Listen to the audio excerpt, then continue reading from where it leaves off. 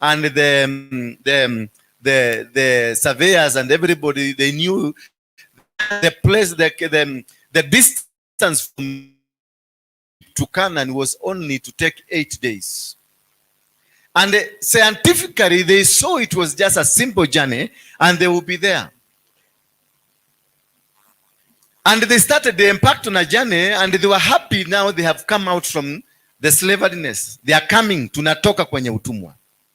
Na wakaanza safari ya kutoka kwenye ule utumwa.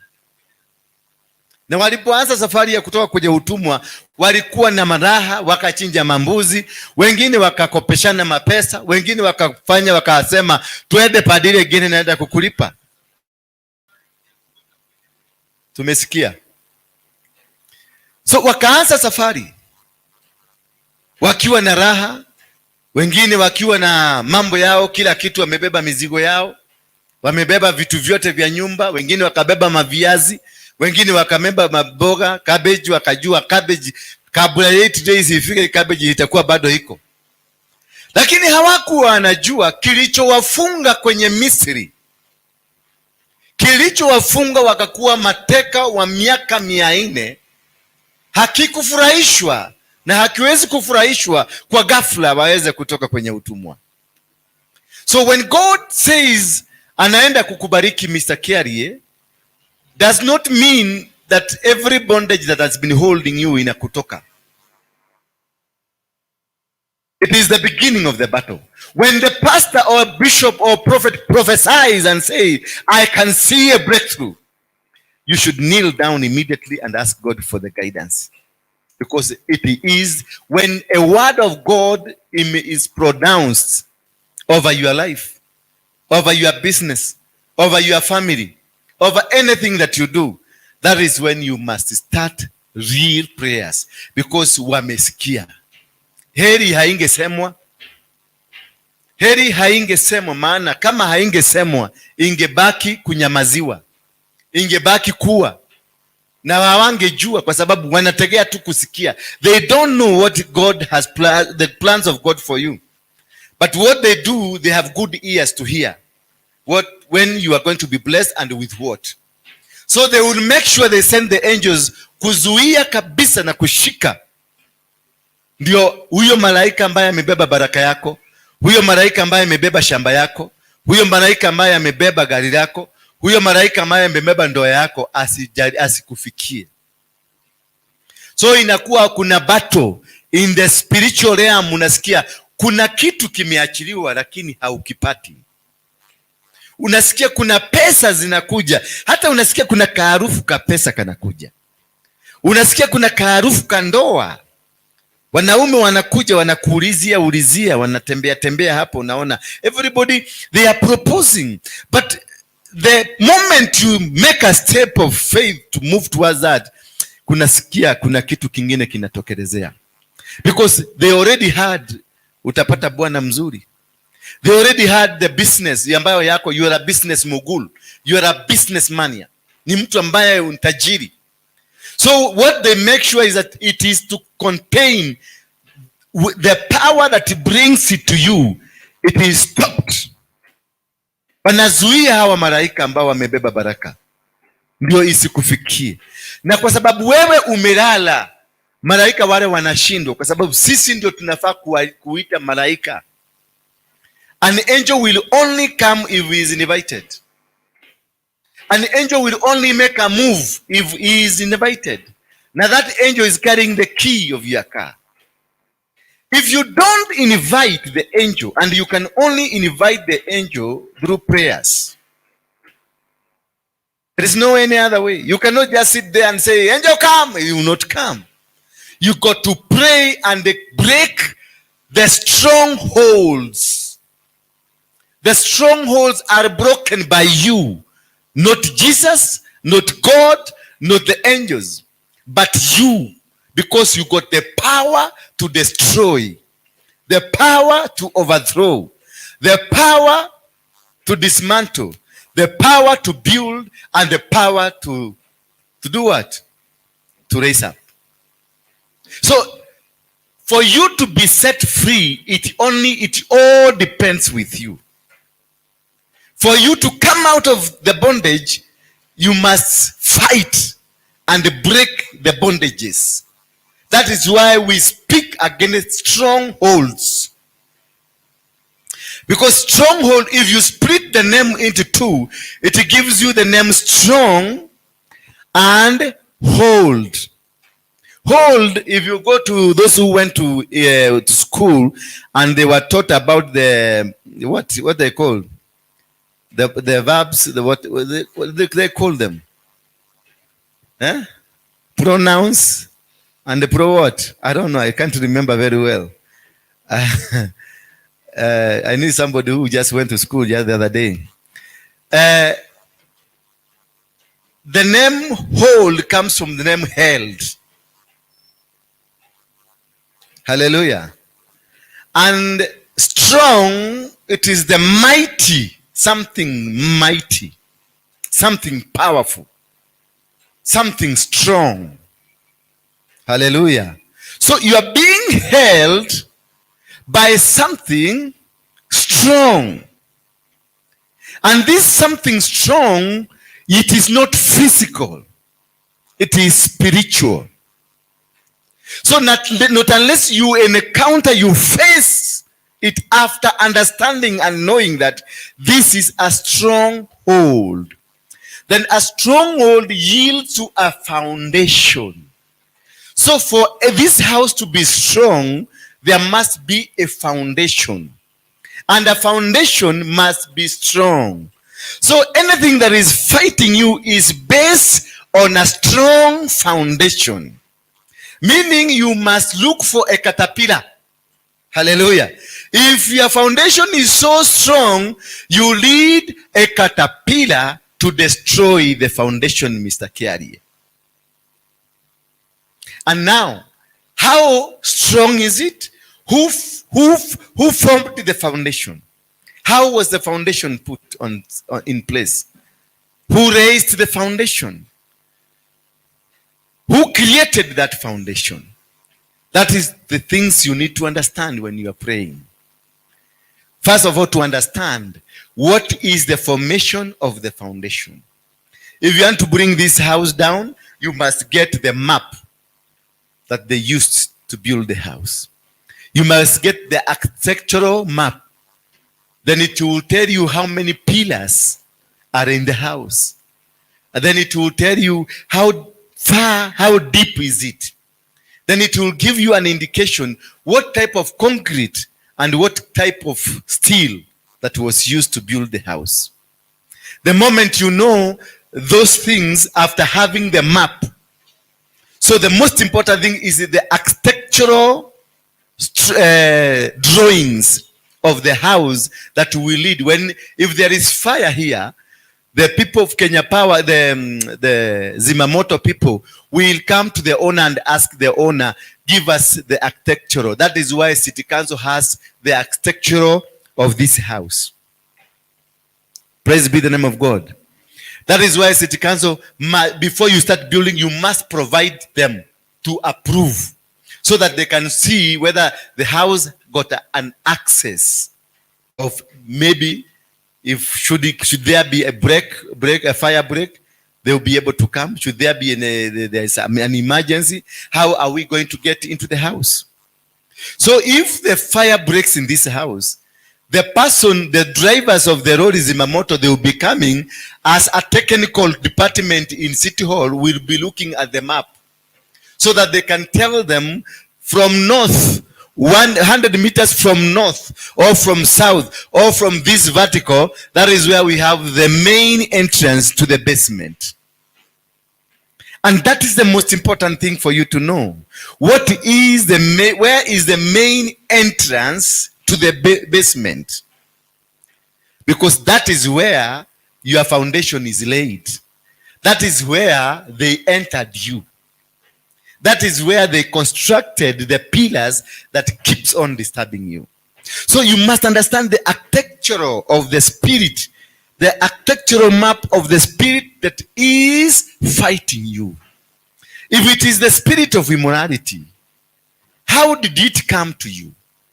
How does it affect you? How did it come in the first place? Hallelujah. How did it come? So you have to understand, was your father a polygamous? Was your grandfather a polygamous? What is the fabric of your family? The moment you understand the fabric of your family, you understand who was your grandfather. How many wives did he have? Now, if he had one, how many children outside there? Hallelujah. Now you come to understand, you start understanding how strong, if it is not your grandfather, you discover it is your great grandfather. And your grandfather is 100 years now. Your great grandfather is 200 years. Then you discover your great grandfather had 36 wives.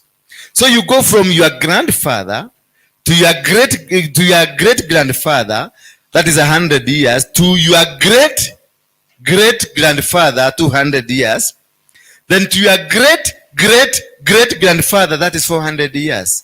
That is how strong immorality is in you. Hallelujah.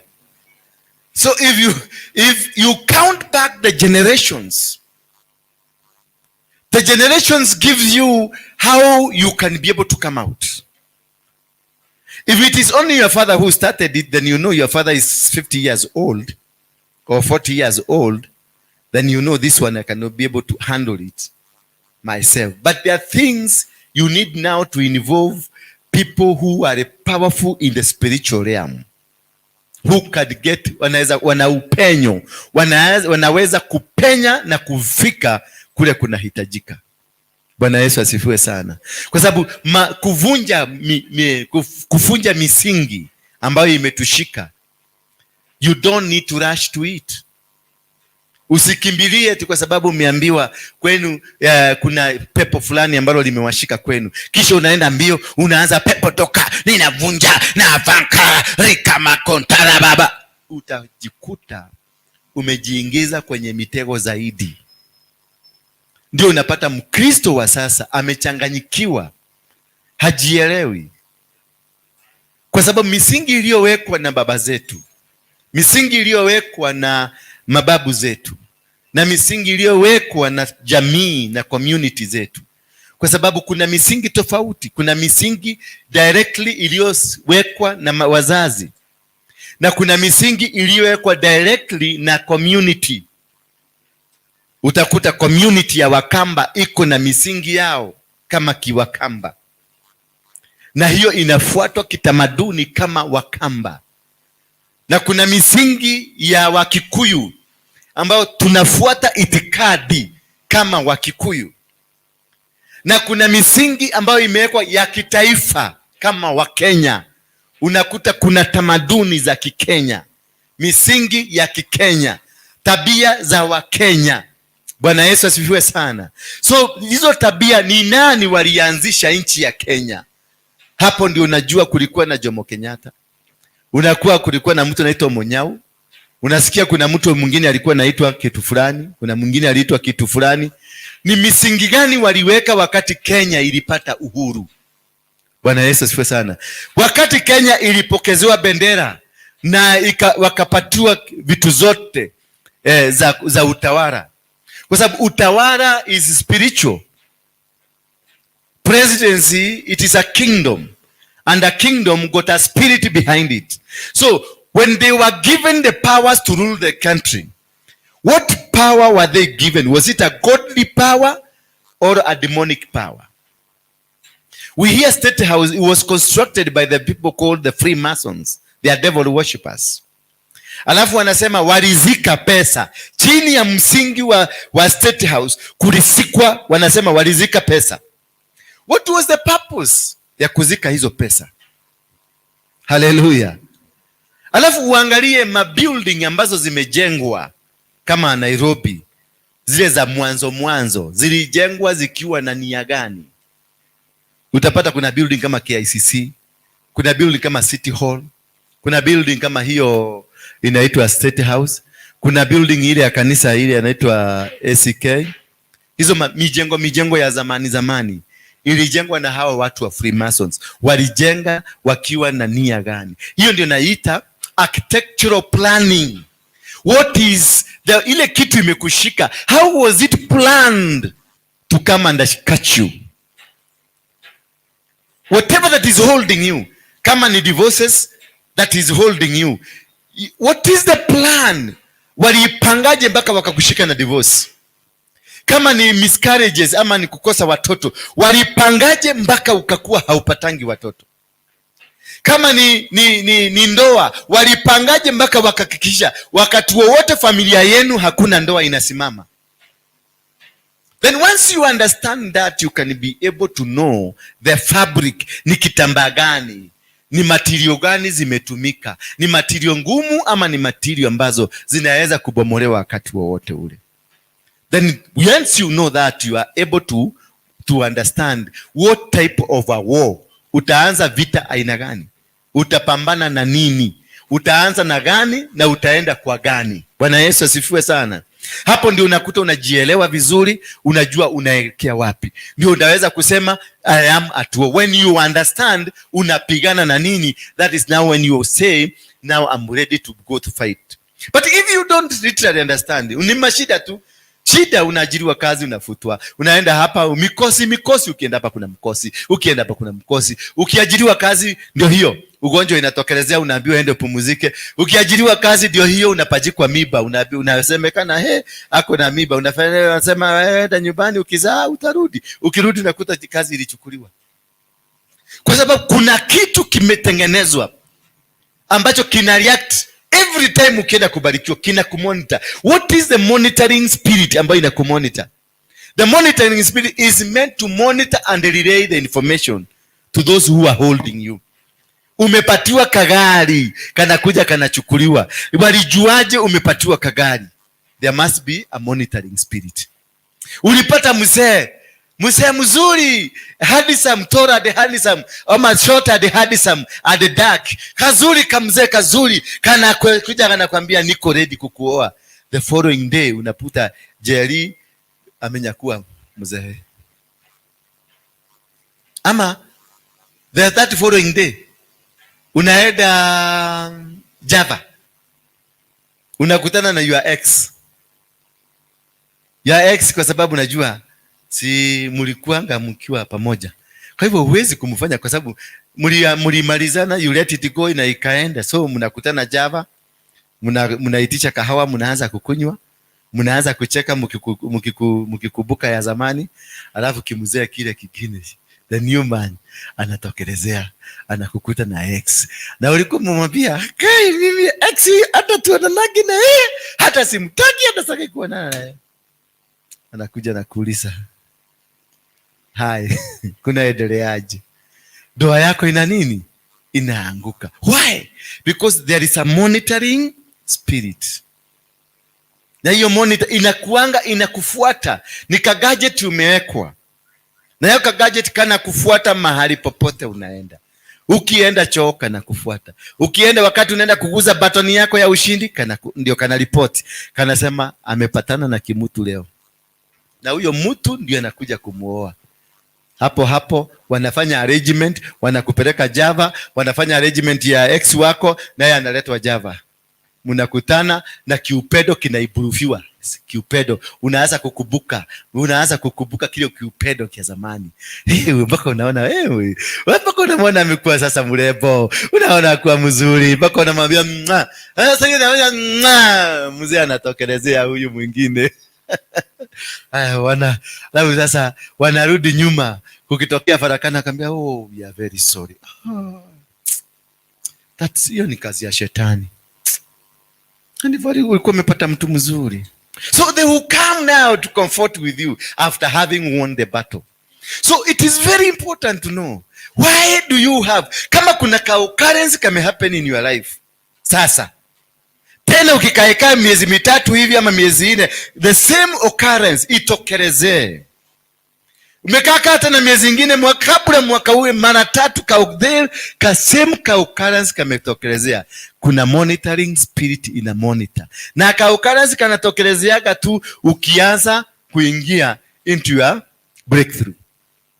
Unajua kuna spiritual kuna nini? Spiritual monitoring. Kuna you are being monitored. Kuna maroho ambayo inakufuata. Na hiyo maroho iko hapa tu kuangalia unataka kufanya nini. They are not, kama ukikaa venye shetani anataka ukae kwenye umasikini, ukae bila ndoa, they don't ask you. They don't. Na hawana shughuli na wewe. Wakati huduma yako inaenda kuanza, unataka sasa kuwa pastor, ndio unasikia wanatokelezea, unaanza kukumbushwa ile mibo ulitoa. Hiyo nabii pastor, nakumbuka kale katoto liwa. Pastor, pastor niko hata kuhujia. Kai na nigo ora gire. No ikure iguru ona kiriro manoshi no kulilalala. Ulifanya kitu labda umeolewa na wanaume mmoja, wa pili, wa tatu, wanaume watano. Ukitoka hii unaenda kwa hii, Mungu amefika wakati wa kukubariki. Saa hiyo ndio wanawake hao wote wanachomoka. Wanakuja nasema uko na mtoto yangu, angalia sura, na ukiona kweli hii ni copyright ni yeye. Unaenda kwa mwingine unaona hai hapa hakuna anatile sioria. Ukienda kwa mwingine unakuta hata huyu ni kama yeye ndiye alitoka mbele ya mzee mwenyewe. Bwana Yesu asifiwe sana. Kwa sababu the monitoring spirit is meant to make sure that you don't get into your breakthrough.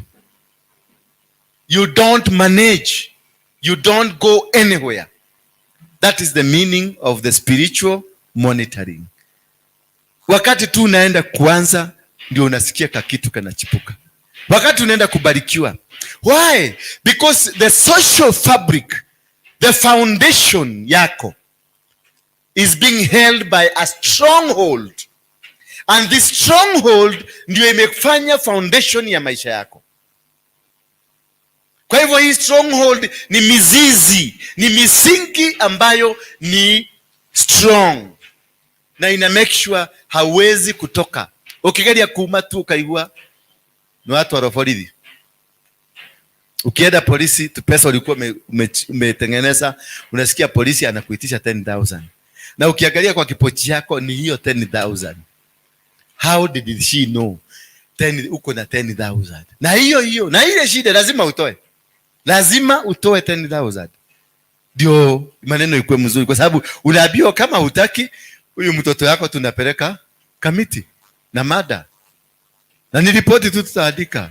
Naona unahesabu kamiti na mtoto wako na ataenda kunyogwa. Unatoa 10,000. Ukitoka unasikia hata hakukuwa na kesi, ni kuwekelewa, alikuwa ameekelewa. Bwana Yesu asifiwe sana. Because walikuwa na target hiyo 10,000 itoke kwa mfuko yako. Walikuwa na target, umekaa na mzee, umefikaa mzuri, sasa ile mnaenda kubarikiwa. Mungu amefanya kamiujiza, mzee ameenda amepata kashaba kanauzwa, kaburi fulani inanunua kashaba na hii inataka kuuza kashaba, anakuwa hapo katikati, anasikia kuna 6% commission. Na 6% commission inakuja 100 million shillings. Hallelujah. Saa hiyo ndio baba anakuja nyumbani na koti, jacket, ukienda kuangalia kwa mfuko iko na kakitu kanaitwa CD. Na kametumika. Hallelujah. Mama ni mwokofu. Bagi yako inabebaga Biblia 3, ya yellow, ya green na ya blue. Ukiangalia hivi kutoka jacket kanatoa, alafu kanatoa mbele ya watoto, kwa sababu ina make sure watu wote wako ndio waone. Hapo mnaanzana vita. Pigana.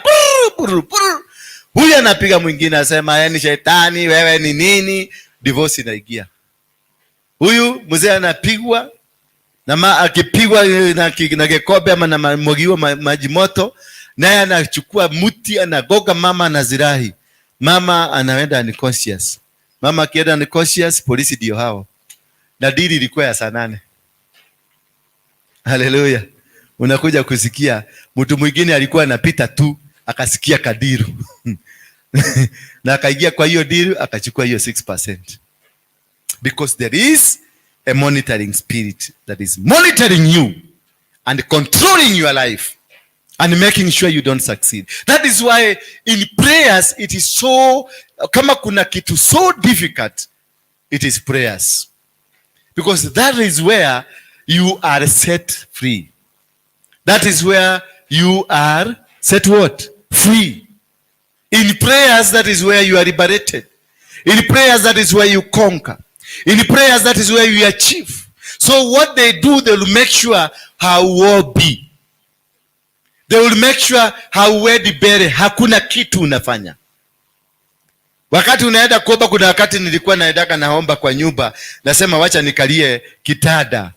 Alafu nikikalia kitada nasema wacha tu nikae dakika 2-3, kasimu kanaigia. Halo, tunaongea sasa, nalala hivi ndio niongee na kasimu. Najikuta asubuhi kama nimeshika kasi hivi. Wame make sure si kuomba. Bwana Yesu asifiwe sana. Wame make sure that si kuweza kuomba.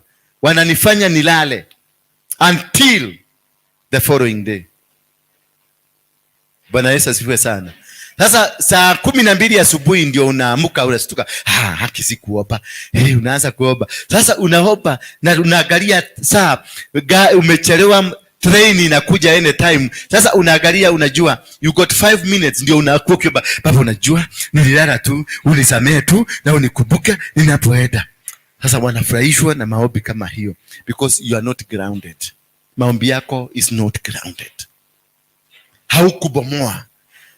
Kwa sababu katika kujua Mungu anavyotaka ni kubomoa misingi. Maombi ni ya kubomoa misingi. Maombi ni ya kubomoa kuta. Maombi ni ya kubomoa nyusi ambazo zimeshika.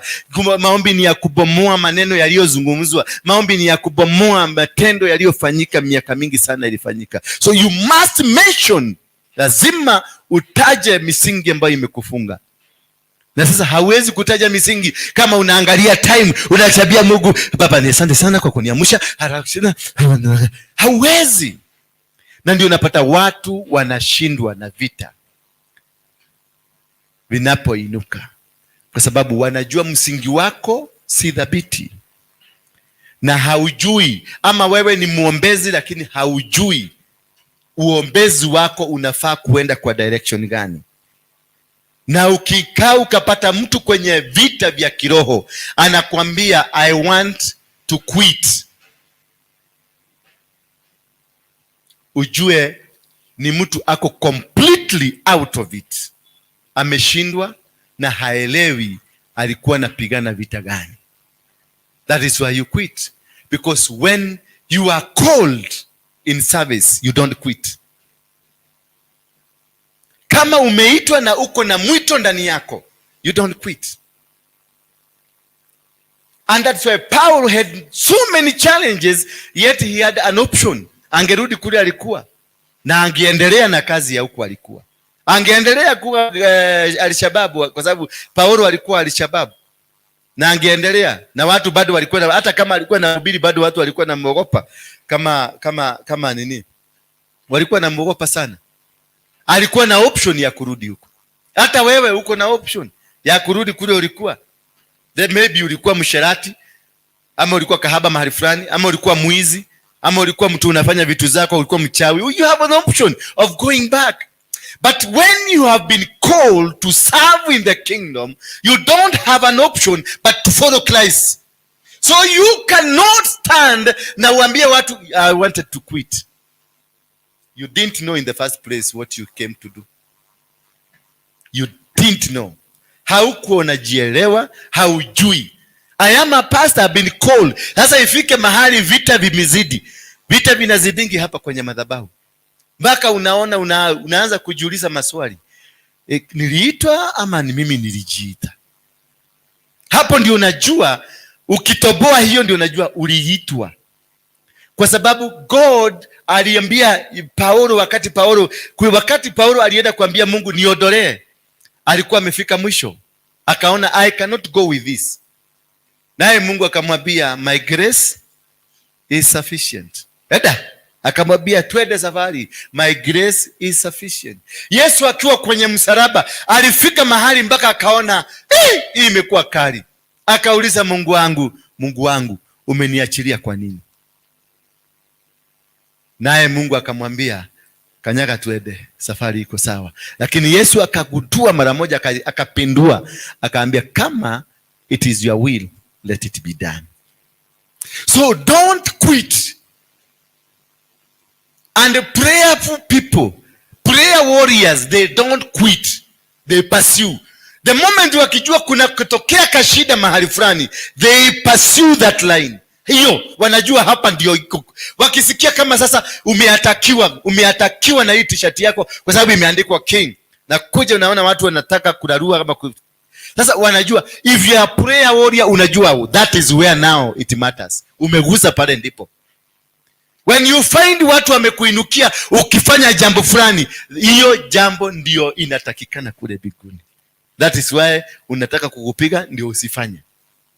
Lakini ukiquit utarudia na utarudia na machozi mingi.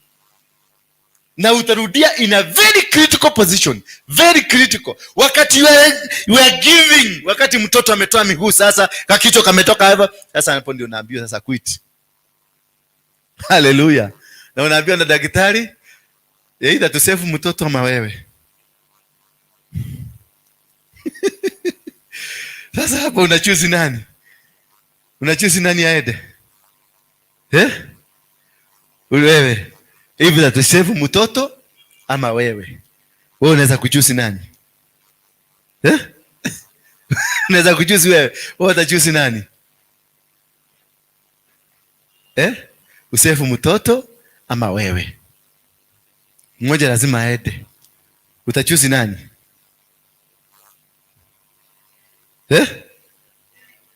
Wewe uchoose mtoto ama wewe? Utachoose nani? You choose yourself. So you quit the journey. Wewe utachoose nani? Mtoto ama wewe? Wewe. Kwa hivyo umequit the journey.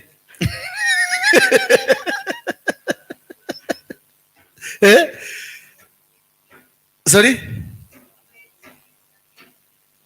Atake? You know, if you choose one, you have quit the other one. The journey ulianza ya kutafuta mtoto na umetafuta mtoto miaka 8. Umeenda mpaka hospitali, umewekwa mashindano, umewekwa nini? Ile inatakwa VVWAT, inatakwa VVS. IVS, umedugwa, umefanya vile, umetumia almost $1 million bob kutafuta mtoto. Lakini sasa wakati wa kudeliver mtoto ndio unaambiwa it is either you ama mtoto. Na unaambiwa mayai ndi hiyo tu ilikuwa imebaki. Hallelujah. Ukitoa huyu mtoto, ukisema mtoto akufa, you have quit the process. Na wewe ukikufa, you have also quit the process. That is why a prayer warrior does not give up, does not give in. You persist and you pray until something happens. That is when you tell the doctor, it is your report. My report, I'm going to deliver. No matter how painful it is, that is the sweetness of life. No matter how dangerous it is, that is the sweetness of life. I'm going to make it. You stand with your ground and you stand with your God. Kuwa kama yule mama ambaye Solomon aliuliza, kati ya wewe na wewe, mwana mtoto ni wa nani? Huyu akasema ni wake, huyu akasema ni wake. Basi akaitisha panga, lete panga. Wekelea mtoto hapa. Pasua huyu mtoto, patia huyu nusu na patia huyu nusu. Mama mwenye mtoto alisema pasua. That is to quit. That is to what do? That is to quit. Ukasikia mtu ako na maono, ako na kila kitu, alafu aseme I have quit. Amesema pasua mtoto akufe. I don't care. Hallelujah. Lakini mama mwenye mtoto akasema no. Mpatie mtoto. Nataka kuona mtoto akiwa hai. Kwa sababu he is not a quitter. You don't quit when you are a prayerful warrior. When you are a prayer warrior. When you are a fighter, you don't quit. You stand firm, you persist, you fight until something happens. Hallelujah.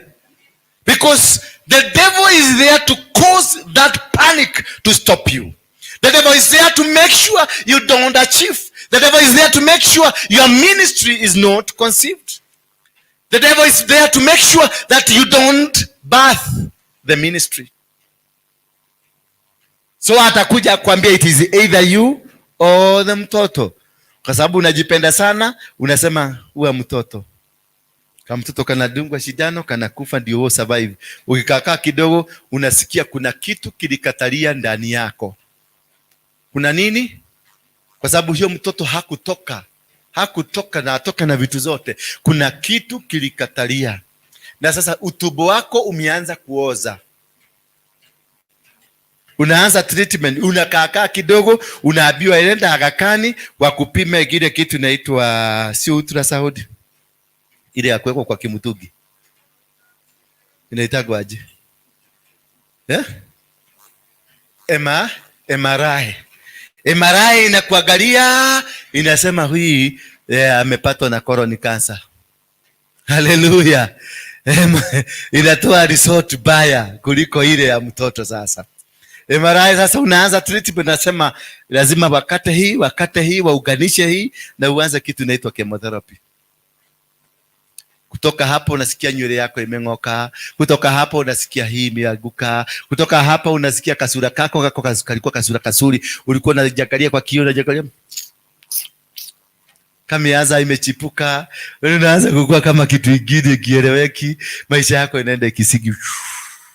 Uliua the first vision. The second vision that is you, nayo inaenda. Shetani wanaenda wanakaa kwa meza. Wanasema we have won. Wanasema gota. So if you ever quit, that's the beginning of a new battle against you.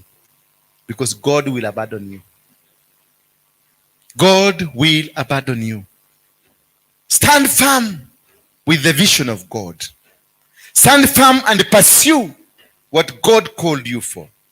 That is the power in prayers.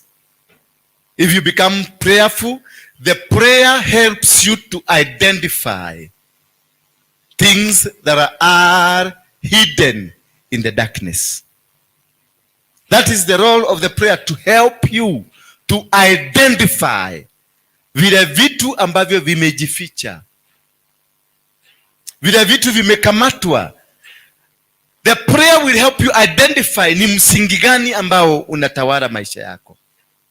What kind of a stronghold? The prayer will help you see season hii ni spirit gani ina operate kwa kanisa kama hii. Bwana Yesu asifiwe sana. The prayer will help you identify who is the right person in your life. Sio kwenda tu unaangalia kimwanaume unasema ama mwanamke ukasema akaniga dhakara muno. Yes, it is not come from your mind, your carnal mind, but your spiritual mind. Mionere yako, yani wewe wenye unaona vitu should be a spiritual way. It is not just to be that way, but a spiritual way to understand and to know what is holding you. By identifying, so once you become prayerful, you are able to identify the real cause of your problem, to diagnose. That is why you do go to doctors and they send you to the lab. The prayers are the lab of the heaven. Hiyo ndio laboratory ya mbinguni. Kwa sababu the prayer will identify and tell you this is the problem. Because when you have become a prayerful person, God's presence is immense. Unakuta uwepo wa Mungu uko juu sana. Uwepo wa Mungu unakuinua. Uwepo wa Mungu unakupatia ufunuo. Na macho ya kiroho na ya mwili yanakifunguka. Afadhali ungekosa macho ya mwili, lakini macho ya kiroho yakuwe strong. You'll be able to stand, you'll be able to walk, you'll be able to succeed. But you cannot be able to succeed if you don't pray. Because there are things that can't go without prayer and fasting. There's things that they can't come without prayers and fasting. And when you pray, you assist the angels that are carrying your blessings to be able to wade through and come to you. Because there are a legion of angels stopping the one carrying your blessing. Blessings zako zimeachiliwa kutoka mbinguni, lakini malaika ambaye amebeba blessings zako ako hapa tu juu, amezuiliwa by a region. That is when Jesus asked this man, who are you? Then they said, we are a region. Sisi ni kikundi kikubwa. We are many. We are not just one. And then they asked for permission. Where? Because they don't live outside the flesh. Then that's when they were sent to the pigs. Hallelujah. So to understand, you must be a prayer warrior. Not just being a prayer warrior. There must be a direction of prayers. And you must be able to understand, how are you praying? What are you praying? And to what extent you should be praying. You just can't rise up na uanze kuomba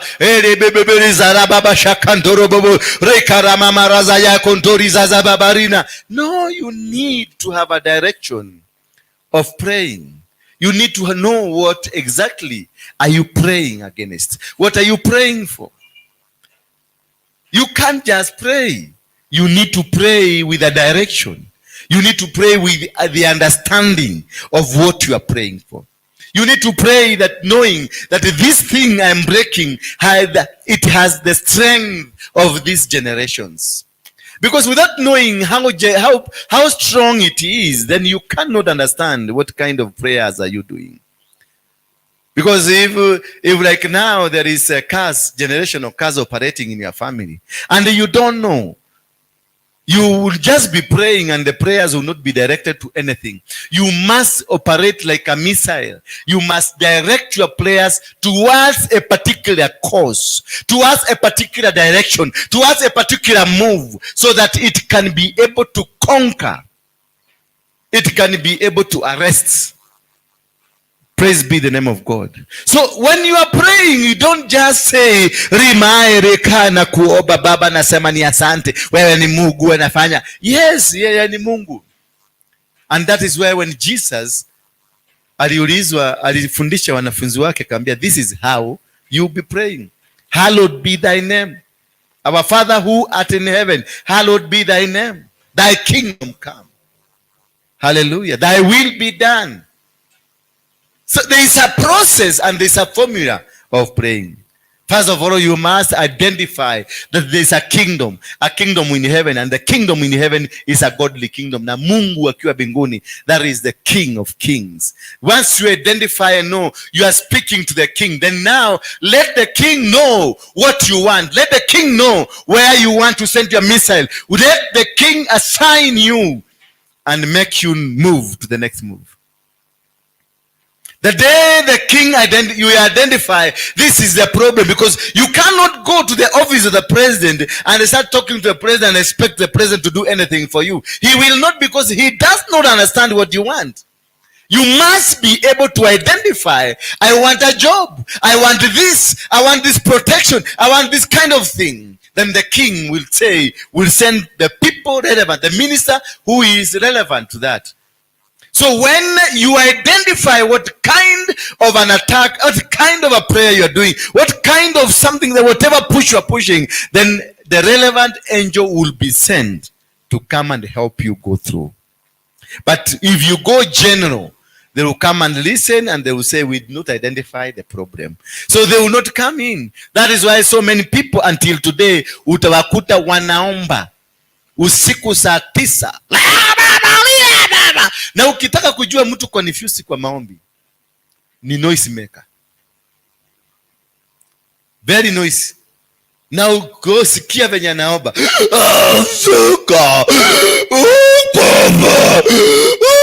sasa hata malaika akatumwa. Atasema ni nini? Atasema nilienda nikasikia Buddha ndio walikuwa na wika, huku hakuna watu. Kwa sababu ile sauti inatoa ni ya Buddha. Sasa anasikia kule biguni wana identify masauti. Na anasikia hiyo sauti ni ya Buddha. Kuna wengine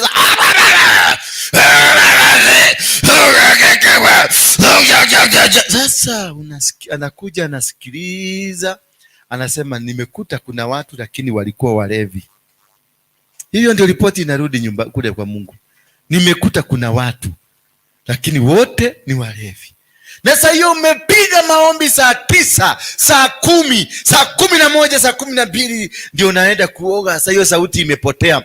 Unaambia watu, nimekuwa kwenye uwepo wa Bwana, sije nimechoka sana. Yes, maombi hayafai kukuchokesha. You are not supposed to be tired coming from prayers. You are supposed to become rejuvenated, because prayers are supposed to rejuvenate. Prayers are supposed to connect you to the power. Prayers are supposed to connect you to the will of God. Lakini ukiona mtu ameanza kwenda bora hivi, alilala kwa maombi. Ati alilala kwa maombi. Hakuna maombi hapo. Ililala sarakasi. You are supposed to come out strong. Hata kama haujakula, you are supposed to come out strong. A very strong person fighting the demon. Ukiinua tu hivi mkono unaona watu wanaaguka. Kuinua tu mkono na haujaguza. Lakini ukikuja sema, hata siwezi kuongea.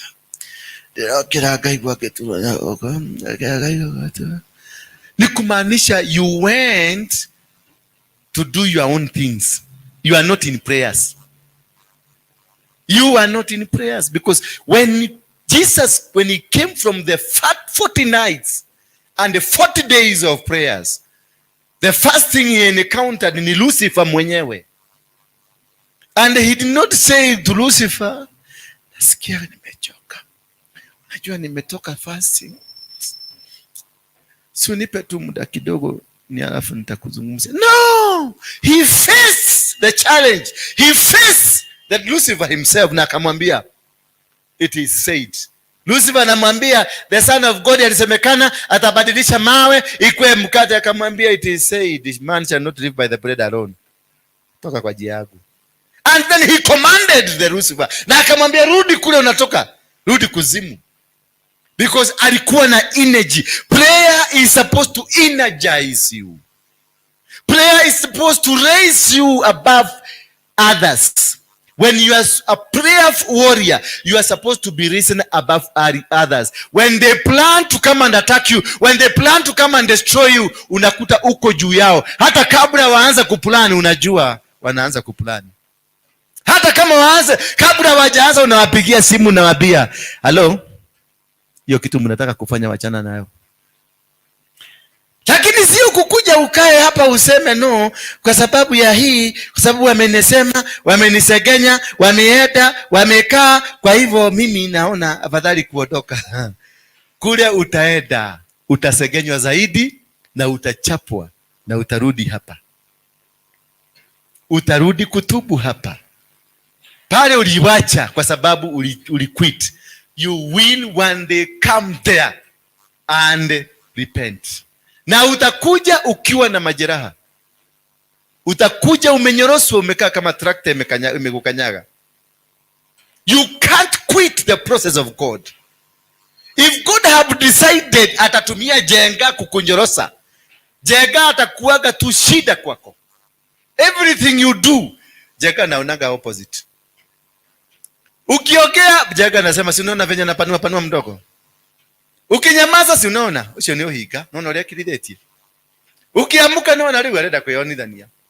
Ukikaa chini unaona riu aikarite giti nigetha endwo. Ukikura anasema no aria anatakiwa kuhinyita kanua, anatakiwa kuhubira kana haya. Ukikataa kukula unaona ni uhinga, riu arauga tidio citijaka. There is nothing jenga ataona mzuri kwako. Hakuna, because amewekwa hapo akunyorose. Hallelujah. Because kuna kitu Mungu amekupangia pale mbele. Kuna kazi Mungu anakupangia. You must qualify. Lazima upite mtihani. Failure to which utarudi na utapitia ile process kama ilikuwa mwaka mzima. Uaguke, ulianza process ya ukachapo kichapo ya kwanza Januari, ukachapo ya pili Januari, chatu ya Februari. Hivyo kila mwezi kuna kichapo fulani kilitokelezea. Ukifika mwezi wa 11 umiss class ya mwezi wa 11, unarudigi tena class 1 kupanda tena. Ile vichapo vyote ulipatana navyo utakuja ukinyoroswa mpaka ufike huko. Kama ni accident ulipata, utapata accident pale pale. Kama ni nini ulifukuzwa kwa bwana yako, hata ukipata bwana mwingine the same month ile ulifukuzwa, hiyo ndio utafukuzwa. Mpaka upite. Ukipita unapatiwa dhobe. Tutaimba hosana. Inaimbaje hiyo wimbo? Tutaimba hosana.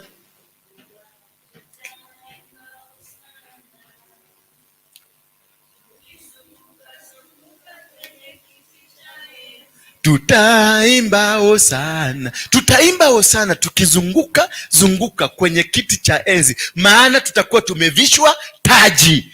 Taji hauwezi kuvishwa kwa sababu ya kuquit. Hauwezi kuvishwa taji kwa sababu ya kulala. Hauwezi kuvishwa taji kwa sababu ya kutoroka. Hauwezi kuvishwa taji eti kwa sababu umesikia you need to go, unataka ka fresh air uende mahali fulani. Ka fresh air ni kama wewe, mtu ambaye anakuita ama mtu anaenda, ni sawa na mlevi wa chang'aa.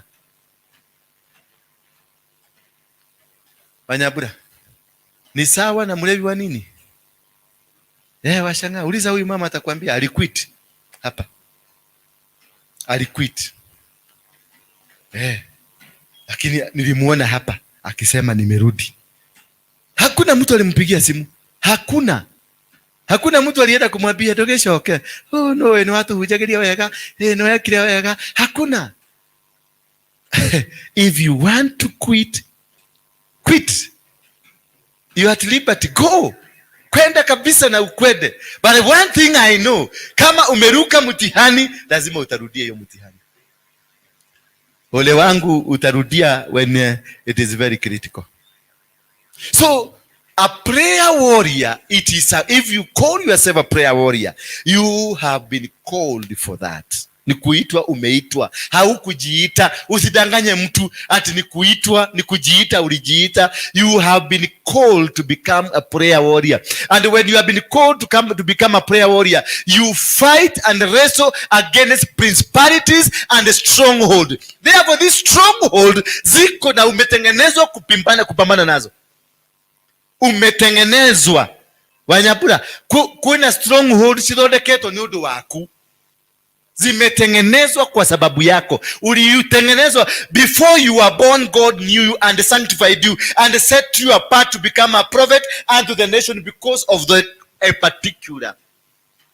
Kuna kalaini kana gatumire ukethe no, kuna hako kalaini. Lazima utaenda hiyo vita. Na unaweza kuenda hiyo vita ukiwa Kenyatta Hospital, miguu kama imefuguliwa mawe. Hallelujah. Unaweza kwenda hiyo battle. Unaweza kwenda battle hiyo kama uko juu ya wheelchair. Unaweza kwenda hiyo battle kama huna macho, ukiwa ni kipofu. Ama kama ule jamaa naonanga akihubiri huko town. Nampenda sana, simpitangi kwa sababu najua ako na purpose. Haoni lakini anahubiri. Na anahubiri. Huyo ndio mhubiri wa kwanza nilikaanga siku moja. Anatembeanga huko, anasimamanga pale Nairobi cinema. Anahubiri maneno mazuri na matamu na anaimba. Sikuwahi siku moja kumpita, namwekea 200 yangu, 500, 1000. Kwa sababu haoni lakini anajua kuna Yesu mbinguni. Haoni lakini anajua kuna mbingu mbinguni. Haoni lakini anajua he got a purpose on earth. And the purpose is there is a principality and a stronghold. Lazima aivunje. So we have been called to make sure we conquer. Mesikia baba? Not unless we conquer. Nasikianga unasema wewe ulikuja kazi au kuja kanisa. Ulikuja kanisa mwanzo. That is the first thing. Kama ulikuja kazi, endo katafute kazi bali. Ulikuja kanisa mwanzo. Na uambie mama yako hivyo. Number 2 ni kazi. Nego? Hiyo ndio principle ya kwanza hapa, ni kanisa. Hapa kuna kazi, sisi hatuajirigi watu kazi. Tunapatiaga watu responsibility ndio akuze kile kilicho ndani yake. Bwana Yesu asifiwe sana. Kama ulikuja hapa Gatweli kwa sababu ya kazi, there is no job here. There is no employment here. We don't employ people. What we do, we share responsibility. Tuna share pamoja.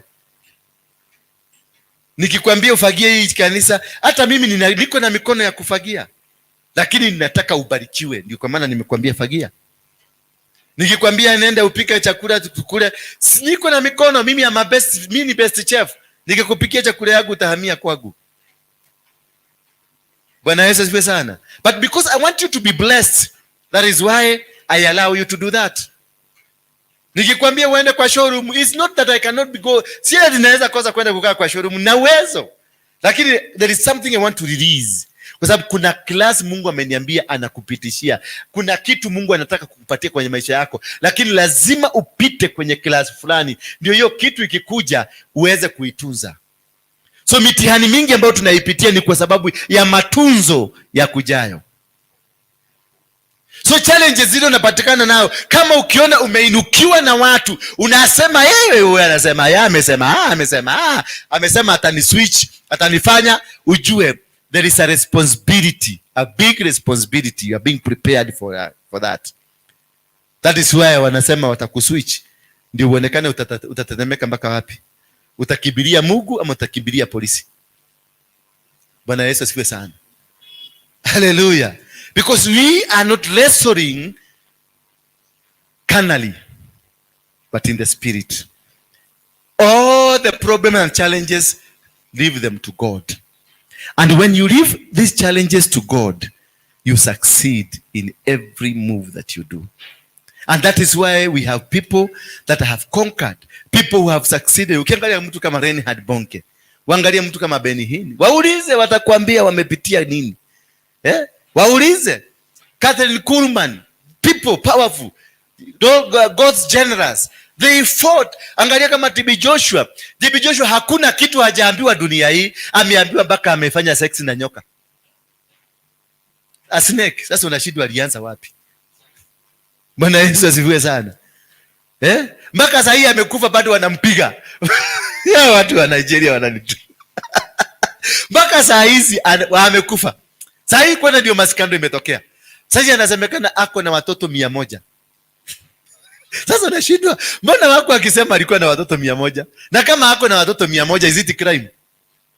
Si hata wewe kwenda tafuta wako 200. Sasa wengine ametoka mama amesema ati TB Joshua alikuwa anafanya, na hiyo mama walianza naye 1984. Alikuwa amenyamaza mpaka TB Joshua akufe. Sasa ndiye amesema kwa ilienda. Kama mama mwingine niliona, sijui kama umeona, mama mwingine anasema ati Uhuru amempatia mimba ya watoto mapacha. Have you seen the media? Umeona? Nani mwingine ameiona? The same woman accused me. The same woman alikuwa ameni-accuse ati mtoto wake mmoja ni wangu. Kaambia fanya DNA ulete. The same woman. Sasa ameenda amepanda mpaka kwa president mwenyewe. Anasema watoto hawa kama wewe. Nilipomuuliza sasa, nikampigia simu nikamuuliza, sasa unasema akasema mimi nataka kwenda kwa media. Nikamwambia oh yeah, please usiende kwa media. Then you have to speak nicely. Nikamwambia now unataka nisemeaje? Niongeaje? No, you know. Kwani si you know.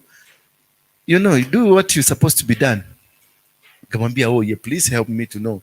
Well, if you don't have 4 million, don't talk to me and don't call me again. Nikampigia simu nikamwambia, akakataa kuchukua. Nikampigia ingine, akakataa kuchukua. Nikamwandikia message nikamwambia niko na 4 million, I'm ready. Akanipigia na karaini kingine. Nikamwambia wewe, nisikilize na unisikilize pulizuri. Unataka nikuitie media ama nikupatie namba ya mkubwa wa polisi ama mkubwa wa jeshi wakuje ndio waelezee, kwa sababu unaonekana hauna namba ya media na hauna namba ya polisi. Akaniita ubwa wewe. Bwana Yesu asifiwe sana. So these things will happen to you. And when they happen to you, the magnitude of how it is happening to you, it empowers you, it makes you See and know who you are. Kama unapigwa na kachura, wewe anointing yako inatoshana na chura.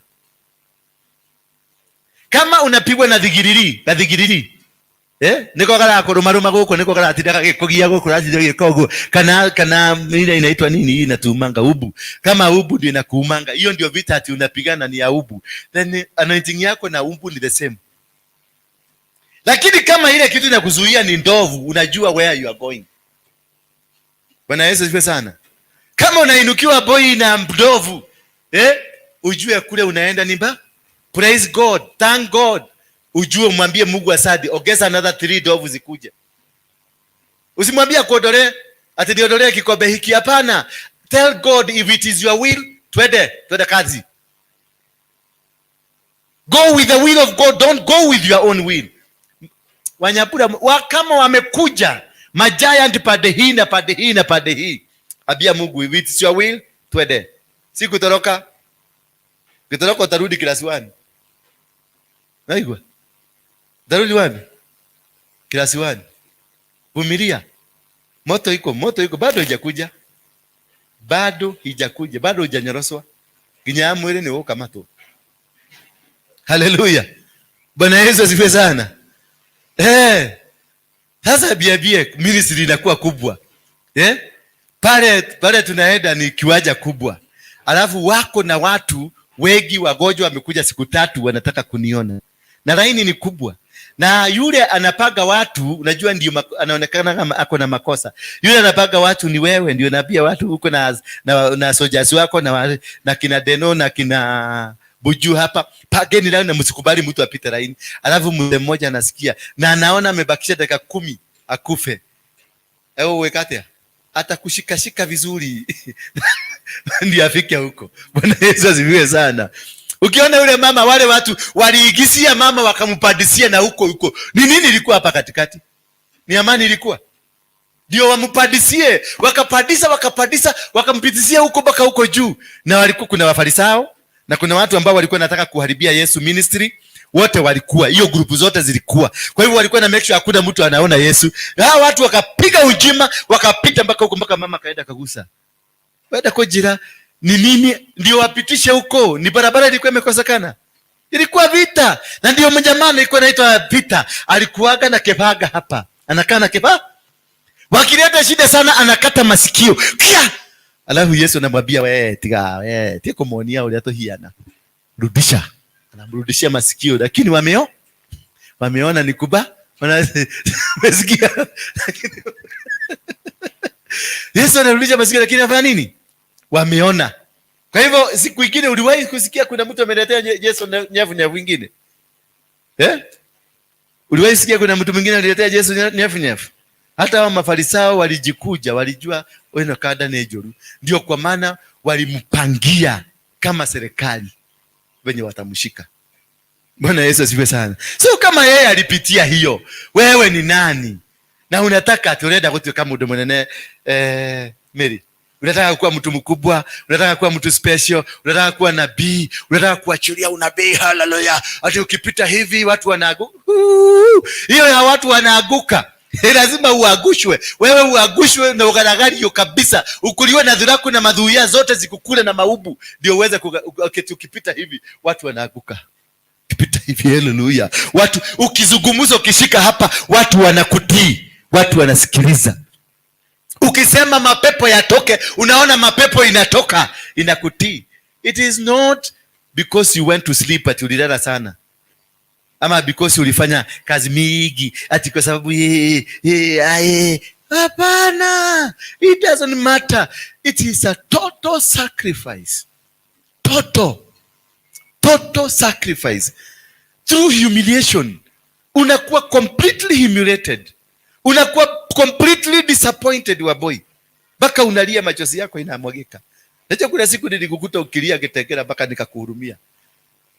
Na nilikuwa nimekununulia kanyama. Lakini nikaambia hiyo machozi ifike mwisho. Hallelujah. Because why? What is in you is bigger. That is why they want to discourage you. So when you know that what is in you is bigger, pursue it. Ukiona wale unapigana na wao sio maumbu, ni maelefant na mandofu. na ni maelephant na mandovu, si ndio? Ni maelephant na mandovu. Ni lion, tiger na maelephant. When you find the opposers, wale wanakupigana na wao ni watu 10 times 100 times more than you, unajua anointing yako iko, that is the level of your anointing. Lakini ukasikia kavita, Anita, ni kavita ka huyo neighbor, huyo mnaishi naye hapo neighbor, ati kwa sababu huku mwaga maji choo. You need to be worried. You need to be worried. You need to be worried. You need to ask God, mbona Mungu umenisahau? Uniletei watu wa kunipiga vita mzuri. Ask God to bring you watu wa kukunyorosa ndio, na akuletee watu ambao watakuinua kiwango ile Mungu anataka. Asikuletee viwete. Asikuletee watu hata waoni wanauliza, weko uko there. Uko wapi nikukoge? Uko wapi? Bwana Yesu asifiwe sana. Ambia Mungu akupatie watu magoriadho wakuje wapambane na wewe. Magoriadho wakuje wakupiga pishu, unaanguka chini, unaamuka, unasema you are coming with your power, you are coming with your forces, but I am coming with my God. Lakini ukianza morini ati tumutu tuleta hapo nje, watu wa kuuza miwa, ati hiyo ndio vita mnapigananga na wale watu wa kuuza miwa na wheelbarrow. Sasa ameenda hivi anasukuma, sasa anakuiba auntie, sasa ni aje mjinga wewe, unaniambia ni auntie, shidwa wewe. Sasa kama hiyo ndio vita yako ya watu wa wheelbarrow, you have to rise above. Ng'ang'ana, waitishe majeshi ya Somalia, ya Uganda, ya wapi, ya Rwanda, ya Burundi, zote zikuvamie. Then stand firm with your God, conquer them. That is when you know umefika, umepata upenyo. Not yet ni ori wage na tumudu haha. Wasichana wa kuosha, wa kufagia hapa, wanafagiaga hapa. Hasi hao, ati yuko na beef na wao. Unakuta Mary anapika kachai, anapelekea pasa, uko na beef na yeye. Ati unaonanga Mary, Mary, makona kwa na pasta. Ati hiyo sasa, hiyo ndio bara, hiyo ndio vita ile unakuaga nayo ya kuona mtu anakuaga urafiki na fulani. Oh my kandoreboza. Wacha nikwambie, kama hiyo ndio vita yako, kama that is what is in your mouth, you need to go and repent. Because you are one with the devil. Hallelujah. Hello. Did you understand me? Kama ile inatokanga kwa mdomo yako ni masegenyo, ni kuzungumza. Huyu mama, umeona venye alikuwa amevaa leo? Alikuwa amekuja, ametuvalia ndio tujue ako na nini, anavalia nini, anaogea. Unaona? Siku hizi wanakuaga na reverend. Unaona? Huyo mama anakuaga, huyo mama akikigia tu hivi, unaona reverend amecheji, hata ameanza kubureki. Ationa, dakashoka kumulehera kedo. Nilionyeshwa kama amekuja akamwekea kitu. Nilionyeshwa. Na ni fikira zako. Hiyo vitu vingine, toto zingine mnanileteaga hapa ni fikira zenu. Wenye unataka igie. Kuna mtu mwingine hapa juzi. Anakuja ananiambia niko na dream. Nikamuuliza dream gani? Ati sasa hii dream. Nikamwambia usiniambilie kwa simu. Kaniambia mambo mengine si ya kuambiliwa kwa simu. Sasa nikamuuliza CID ndio wanasikilizaga simu za watu. And they are not interested na dream. Wewe tu niambie dream. Uliona nikiwa uchi, ama uliona nikifanya nini, ama uliona nikiwa na kagaru? Ati hapana pastor, lakini mimi tu niliomba na nikasimamisha hiyo kitu. Kwa hivyo imesimamishwa. Nilisimamisha basi. Keep your dream. Why should you tell me?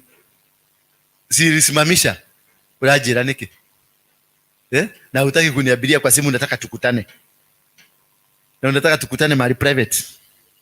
Ndio niambie dream igie vizuri. Unataka tukutane mahali kuja kanisani, ati hapana.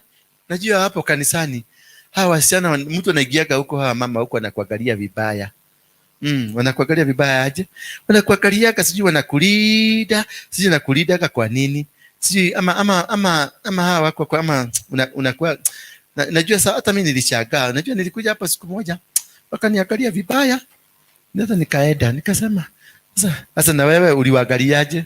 Ulipoliona wanakuangalia wewe, uliwaangaliaje? Ulionaje wanakuangalia wakiwa wote? Unajua sasa huwezi kuona hawa watu kama nimeangalia hapa, ninaona hawa wote wananiangalia ama wanakuangalia vibaya. Hiyo ndio ilikuwa inamzuia akuje, ndio nataka a private session. Na ndoto ilikuwa baya, lakini aliomba ndoto ikaenda. So why do you need to meet me kama ndoto imeenda? Hallelujah. Why do you need? Because kuna kakitu unataka kuja kupanda kwangu. Na ndio nimesema sasa, na please bear with me. Moshene, mtu asiwahi kuniletea. Hata ukasikia naenda kuanguka kwa shimo, kaa na hiyo kitu yako. Hata ukasikia wakora wamenipagia hapa chini, kaa na hiyo kitu yako. Kaa nayo. Sitaki. Kama huwezi kuniabiria kwa simu, kaa nayo. Kama unataka private session, hiyo private session iko na malaika Gabrielo. Wachana nayo tu. Wacha ikae. Say it. Say it in the open. Share it with a brother or a sister. Mwambie tuombeeni pastor, hii kitu inaenda hivi. Tena wacha niwaambie kama sasa kuna siku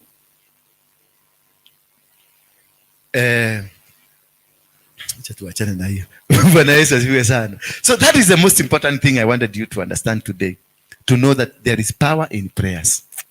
There is power and success. Once you empower yourself with prayers, you become a very successful. Na ukikuwa mtu muombezi, moshene naisha. Ukikuwa mtu muombezi, uoneshagwe vitu za moshene. Atengania kwangania gotina leo gima. Kwangania gotina thie. Kwangania gotina ikaru. Gatweli. Nikatweli ama nikanini. Umeona? Hautakuwa, you grow. When you have become a prayerful woman, you grow mature. You become mature. The virtue, inaitwa virtuous? The virtuous woman. Anaamkanga mapema kuombea bwana yake. Anaamkanga mapema kuombea watoto wake. Anaamkanga mapema kuombea jamii. Anaamkanga mapema kuombea kanisa. Na hiyo ndio tunataka. So, come up and pray. Pray and ask God to you become more of God and little of you. Become more of God and little of you. Ukiona kuna kitu inani attack because you are prayerful, unaambia una stop. Uko tu, una stop tu uko tu. Hata sihitaji kujua. That is why it was revealed to you. Sihitaji kujua. Just do it. But what I warn you, my dear sisters and brothers, if you have been called in a particular ministry, na huko kwenye hiyo ministry, kama ni ya kujenga, kama ni ya kushona, kama ni ya kupiga maviazi, kama ni ya kupikia chai ref, kama ni ref ama ni lef, kama ni ya kupikia lef chai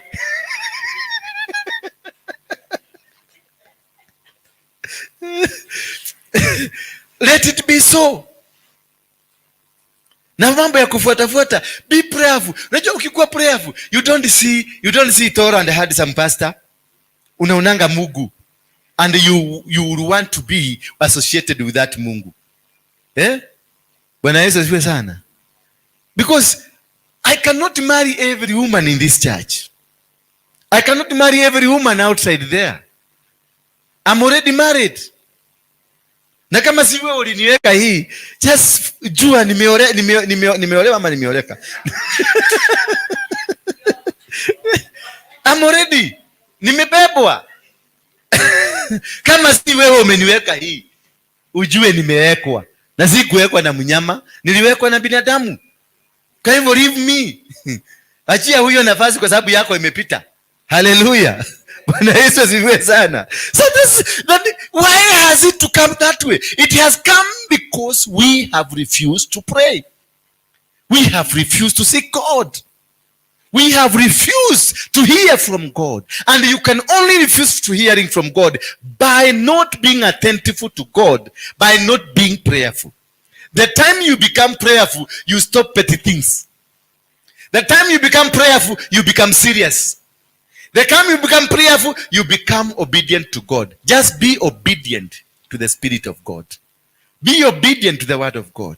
Be obedient, and you can only be obedient by being guided by God. When you are guided by God, you become very much obedient and you become so successful in every move that you make. Praise be the name of God. Hallelujah. So today, I think someone will change. And for those who are watching us from all over the world, I know today's message will sink you to understand your real purpose on earth, your real calling on earth, and why you exist. Because you don't just exist. Mami, you just don't exist. You are marked in heaven. You have a mark in heaven. You are not just here. Watu wasikuonage. Notige kuikaraga hao ukaona katili haya managu ati. Hapana. Usiangalie watu wakubebe. Wewe ni wewe na wewe. You are an original of yourself. You are wewe. Hakuna mtu mwingine dunia hii kama wewe. Na calling yako ni yako peke yako. Na hakuna mtu mwingine dunia hii ako na calling kama yako. Nobody. Nobody. Na mali yako na vitu zako hakuna mtu mwingine dunia hii ako nazo. Ni wewe peke yako. So once you become prayerful, you become a winner. Once you become prayerful, you become a victor. In every move you make, you will succeed. You will not fail. Because umeji-identify. Umejijua ni mimi na ni mimi, and it's me with my God. We are not here to please anybody. We are not here to make somebody happy. We are not here. I was not called to make you happy. I was called to come and tell you what God wants from you. That is what I'm called for. Nikuja nikuambie wewe wacha hivyo nafanya, fuata hii njia. Simple as that. Hiyo ingine wachana nayo. Tukikutana na wewe na uko na mandazi, tukule mandazi na chai, twende mbele, twende safari iendelee. We need body. Nikikwambia ninunulie chai, sikukwambia ati nimekula hiki. Kwa hivyo mninunulie chai ukijua nimechukuliwa.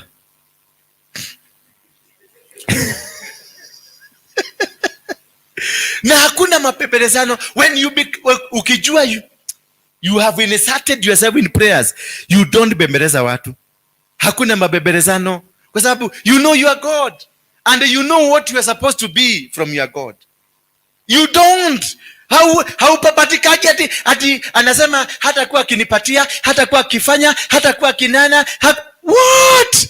My God is living. My God liveth. My God is there because I know who I am and what I am and where I'm going and what I'm going to achieve. I know. I don't care whether you support me. I don't care whether you stand up with me. I don't care whether you give me anything. I don't care. What I care, am I right with my God?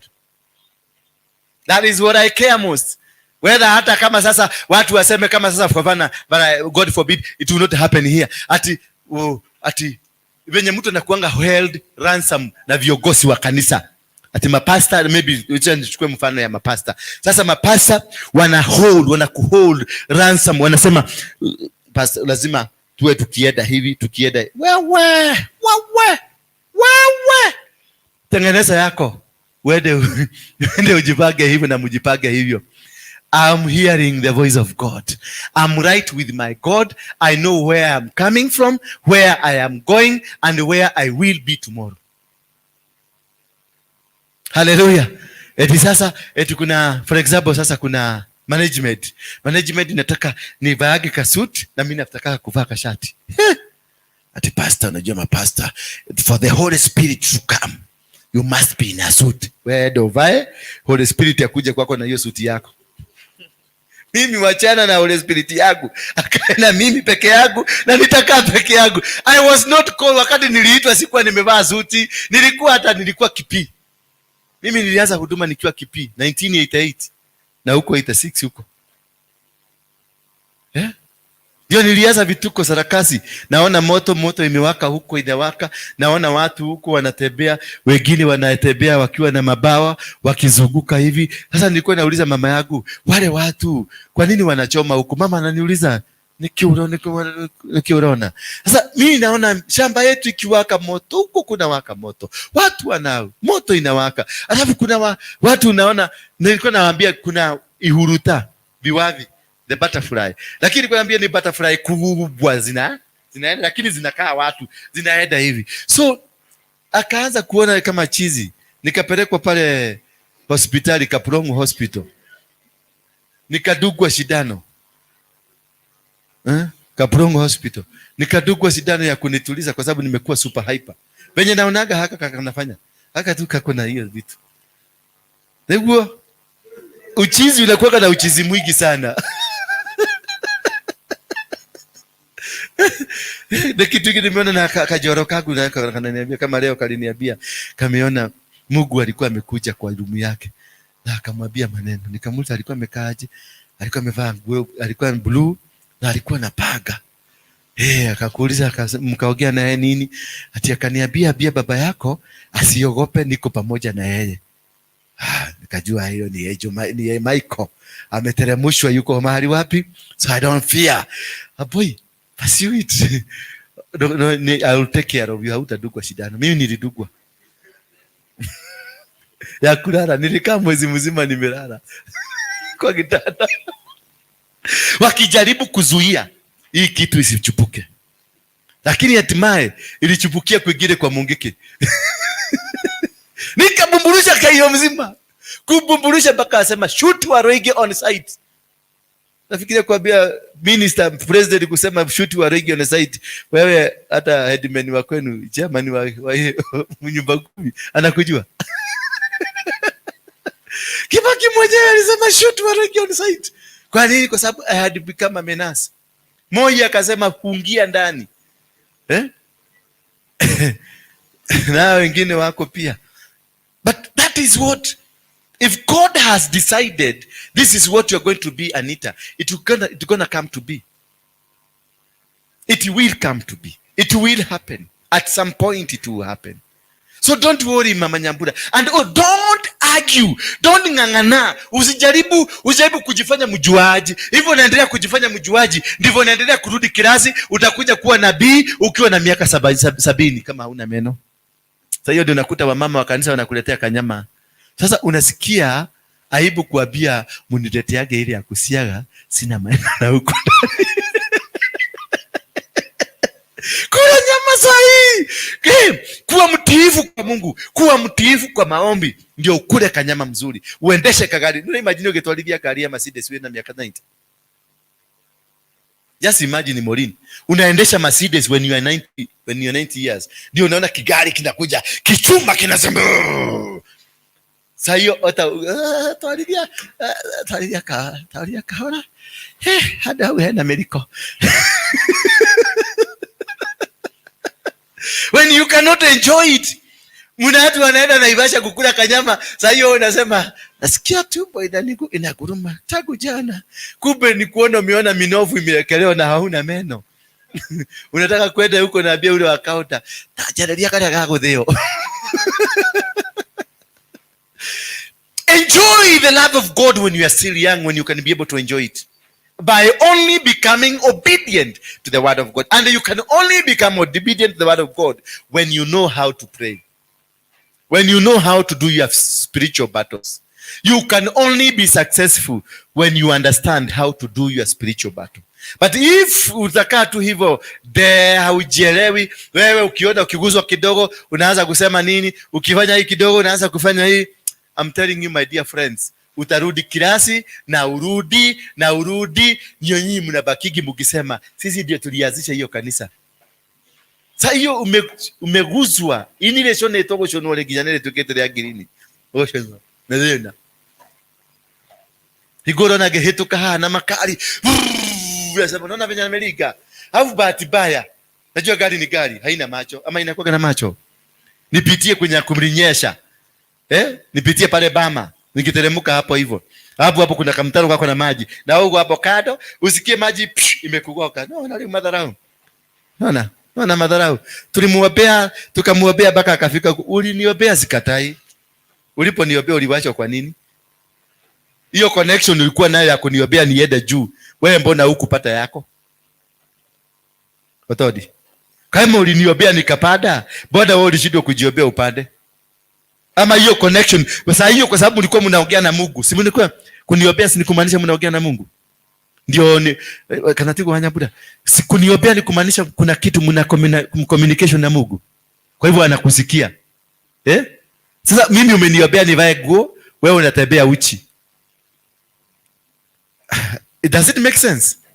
Anita, wewe umeniombea nivae nguo suit, lakini wewe unavaa hata nguo hauna ya kuvaa, unaopatiwa na maneiba. Hapo kuna Mungu kweli? Hapo nani anafaa kuombea mwingine?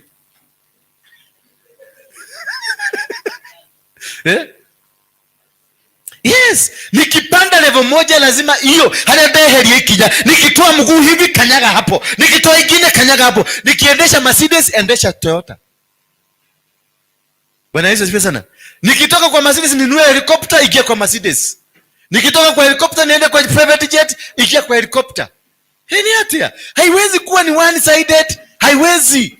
Uko na shida. Uko ikopata kanisa ni ya one sided. Ni pastor tu ndio anapada. Muko na shida. Si maombi yangu si maombi yenu inanipeleka huko. Hapana. Hiyo labda ni ya mama yangu. Kwa sababu pale mimi nikibarikiwa lazima na nyinyi hapa nyuma mkue hapa nyuma. Tutiketweka kanisa, ukaona kanisa yote inalia shida mpaka pastor analia shida. Ni kanisa mzima na sana sana ni pastor. Lakini ukapata pastor anavaa kasuti kale ka designer suit. Ka designer. Na wewe designer yako ni ile ya 50 na unaliganisha 50 na 100. Unakuta umevaa suti ya 100 na 50. Na pastor yako amevaa nguo ya 1,100. There's something wrong. Completely there's something wrong. Kama pastor yako anaidaka kwa butcher anasema nikatie mwenoyo wote kata. Hebu kata hapo. Toa hiyo mfupa kata hivi. Na wewe unaenda pale Kawagware kununua miguu ya kuku.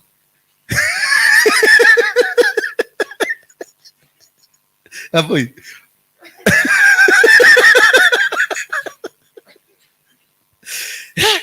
Wewe unaenda Kawagware kununua miguu ya kuku. Na mimi naendaka kwa kioo nasema sije nimeshika kakifunguo ya gari. Sema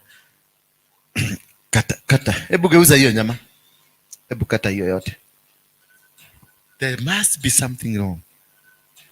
Because kama unakosa chakula ni kumaanisha hata sadaka hutoagi. Kwa hivyo pesa ile nakula si pesa yako. Kanete. Kama unakosa chakula ni kumaanisha hapa hakuna sadaka. Hutoagi sadaka.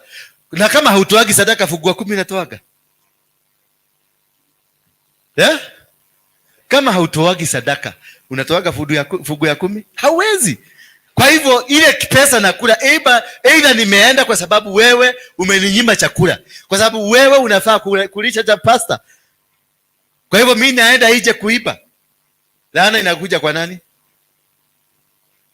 Hakuna siku utabarikiwa kwa sababu you are not giving so that I can release the blessing. That is why you find a church becomes poor and poor and poor and poor. Na church ikikuwa poor ni mazungumzo ya watu. Huyu anakaaga, huyu anatebeaga, huyu yako na meno imekaa moja juu, mingine imekaa chini. Huyu unaona hapo kwa mgogo yake, hapa kwa mgogo. Mpaka unashindwa, uliendaje kwa mgogo yake? Ulienda ati hapo anakuaga na kiarama kia blue. Uliendaje mpaka kwa mgogo yake ukajua kuna kiarama kia blue? Bwana Yesu asifiwe sana. When the church stops praying, that is what happens to it. When the church stops praying, that is when you will hear a leader saying, I want to quit. When the church stops praying, that is when you will hear watu wanasema sisi ni intercessors lakini wameresign. Can you resign from intercessory? Can you resign your boy from intercessory?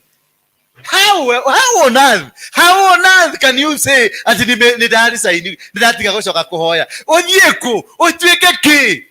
No, kuna vitu vingine unashindwa kuelewa mama Nyambura. Ati sasa ndati kakotu kaida sasa. From the day you are born you started to intercede.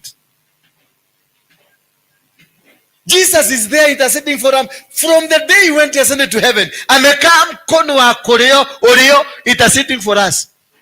Meaning, wewe mfuasi wake, ni wewe pia ni intercessor, permanent intercessor. Usikuja kuniambia ati ulitu expose.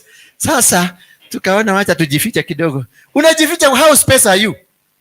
Ati unajificha, kwani wewe ni nani?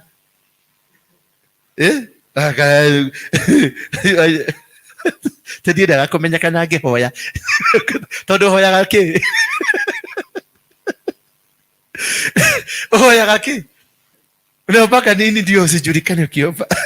Ati utatakiwa. No, we don't.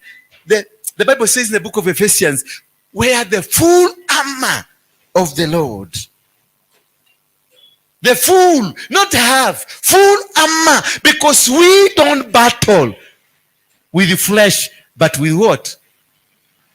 And we are fighting who? Strongholds and principalities. It is Zechariah 4 says that it is not by power nor by mighty, but by who? The Holy Spirit. So it is not by you. It is not by power. It is by the Holy Spirit. Just allow the Holy Spirit to walk with you. Allow the Holy Spirit to walk with you, stand with you, move with you, and you will become a conqueror. Because we are supposed to walk. In the book of 2 Kings 20, the Bible says, mtu anaitwa Jehoshaphat aliambiwa na Mungu, alienda kwa Mungu, akawaambia kuna watu wanakuja kutumaliza, wa Moabi, wa Kushi, wa nini, matribes kama 5 ambazo zilikuwa so powerful to come and destroy them. Then he went to God. He told God, are you not the one that brought us here? Are you not the one that promised your friend Abraham? In fact, alikuwa amewekwa baridi mpaka akajiondoa, akaambia Mungu, unakumbuka Abraham? Si alikuwa rafiki yako? That is how, unakumbuka rafiki yako Abraham? In fact, hawa watu walisaidiwa na Mungu kwa sababu ya Abraham, si kwa sababu ya Jehoshaphat. Jehoshaphat alijiondoa. He removed himself. Akaambia Mungu, kumbuka tu rafiki yako. Siwe ndio ulipromise rafiki yako ati hapa hatutawahi tolewa tena. Siwe ndio uliambia rafiki yako ati umemshidania hizi vita zote. Sasa ni nini? Sasa ni nini Mungu madharau? Hii madharau yote ni ya nini? Turahuroneke kaudhieta ko. Fanya kama wewe ni kama sisi kwa kioba. Naambia oh God. Fanya tu kama wewe. Si unajua tu. Wewe ni mnice. Wewe fanya kitu tu.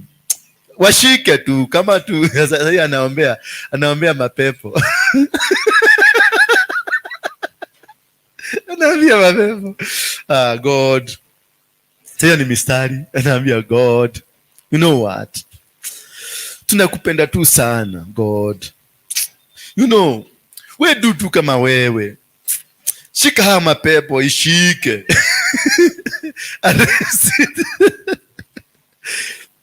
So Jehoshaphat alienda akaambia Mungu, and that is why when you have a strong spiritual leader you believe in, unasimama kwa sababu amesimama na wewe. Jehoshaphat alijua Abraham was a man of faith, and he stood up with a man of faith. He stood up with God. He walked with God. And he told God, you are the one who promised. You are the one who promised the children of Israel. So stand with the promises of God. Jehoshaphat stood with the promises of God. When you stand with the promises of God, you become a conqueror. You win. Because God said, I will never forsake you, nor will I leave you. God said, even if you walk in the valley, is it the shadow or the valley? Yeah? The shadow of the valley. So the valley has a shadow. Even if you walk in the shadow of the valley, I will still win the battles for you. That at whatever, when you call me, I'll be there for you. I'll walk and stand with you. That is what God told who? That is what God told man. That he's never going to forsake you. Why? But will he be walking with you wakati uko na matope? God cannot walk with a dirty person. God cannot walk with a person who does not pray. God will only stand and walk with us if we become prayerful, if we become righteous, if we become open to God, if we start walking with God the way God wants us to walk. That is how God is going to bless you. That is how God is going to stand with you. That is how God is going to stand and make promises and fulfill the promises. That is only how you can be able to become successful. If you're playing for one day to become a pastor, don't run away from challenges, because challenges, they are there to make you strong. Challenges are there to make you better. Challenges are there to make you become that purified thing. Utainukiwa na kila mtu. Utainukiwa. Unainukiwa mpaka na watoto wako. Unainukiwa. Kama huyu mama juzi namwambia nimekumwagilia mafuta, enda nyumbani, ende ufanye hivi na hivi na hivi. Bwana Yesu asifiwe sana. That is how this nisho ilio cia mugedi. Isho nisho ilio cia andu aria ahonoku. Kama ukapata hakuna swali unaulizwa dunia hii na shetani, hauinukiwi na lolote, then you are at peace with the devil. Kiari ugikaigwa gutire challenge iroka muturire-ini waku ati we maisha maku nenywe tondu wikarite uria ngomendaga. But if you are challenging the devil, kama umesimama na Mungu na unatembea na Mungu na wewe ni muombaji na unakaa straight with God, I'm telling you, every day lazima upate challenge. Okay, heto hau barabara ile loginyolesha mani na kemodo kia nduthi gakoriga na nduthi pwa Biblia yako igaikio na ku okay kemodo kia tumuthe twathi kwa ici ati Biblia umeokoka wewe mzee, umeokoka wapi? Ulikuwa wapi wakati wa wokovu? Sasa unasikia ni makaga anakuambia ulikuwa wapi wakati wa wokovu. Na makaga sahi yako na amefura huko mbogoka imejaa huko. Ulikuwa wapi wa wokovu? Sasa kamekugonga na kamekugisha chini. Na sasa hiyo umetoka mlimani, unasikia moto inawaka una. Hasa na wewe unapado na hasira. Nasema wewe kafanya haka. Yepo kwa nini yako kwa lika? Wewe mbona wewe kachetani wewe. Pepo wewe rushwe. Kumbe huyo alitaka your intercession. Alitaka tu intercession, uambie Mungu msamehe. God, angalia soul. Look at that soul. Kumbe that is only, hiyo ndio ilikuwa imekupeleka mlimani. Ndio mkutane na mkwaruzane na huyo mtu. Baada ya kukwaruzana na yeye kidogo hivi, unamwombea, unaambia Mungu, haleluya, nimekutana na wewe mlimani, hivyo nilikutana na wewe, kutana na huyu kijana. Bwana Yesu asifiwe sana. Unasikia 3 days later, kakijana kalishikwa na polisi. Kakaekelewa nini? Repu. Haleluya. Kakaekelewa nini? Kakaekelewa repu. Mara kidogo kanapelekwa Kamete. Hako kakijana. Hiyo ndio process ya Mungu. Nataka kufundisha process ya Mungu. Umekaombea mazuri, kameenda. Mtu akikufanya mabaya, akwareria uru akurumaka nawe kaguru, usimwombee, usiende kubaidi na mvuga katika jina la Yesu Kristo, na proja na fuga katika jina hapa. Hapana. Mwambie Mungu, tulikutana na wewe jana. Nilikuwa mlimani Baba, na ukanizungumzia, na ukaniambia utanibariki. Hizo baraka nazigawa kwake, na naachilia baraka. Unaachilia baraka. Unajua nini? Hako kakijana na mira yake katakuja hapo jana usiku kufanyike rape, na asubuhi na mogoka yake na kiherehere yake kajikute kamekaa hapo. Polisi wakikuja kashikwe. Process kanashikwa kwa nini? Kapelekwe jela. Kakipelekwa jela kanapelekwa wapi? Kamete. Kamete kanakuta kanaenda kunyogwa. Sasa hiyo ndio kanaomba, kanakumbuka kunaomba, kanaokokea wapi? Kwa sababu ya maombi gani? Itakuwa ni process. So don't worry about the process you are going through. Kama umenyoroswa, kubali kunyoroswa. Kama unagogwa, kubali kugogwa. The way wanakugonga, ile mgogo umegogwa nayo, hiyo ndio anointing yako, iko hapo. Huwezi kuwa counselor. Like Mary, you are a counselor. You are counseling what? You are counseling people on what? Psychologically. Kwa hivyo they are tormented psychologically. So for you to be able to qualify to become a psychologist, you must pass through a test ya psychologist. Ogo di kwera adu atia. Ogioka kujiguithi atia de mugoroki. Ukejera atia. How can you tell me? Auweza kunipatia psychology advice ati unafaa kwa hivi na wewe mwenyewe hauna experience ya venye mambo hilo umepitia. You must have gone through a process. This process of the Bible, this process of the kingdom is a process that is not understood by people. You cannot understand it because it is a process that is practical, and sometimes you are hurt. So easy you can speak of how you can be able to help people. I normally, huyu mama nampenda sana, anapigangwa sana, lakini nampenda. Alikaa Kenyatta, wikalia miaka igana?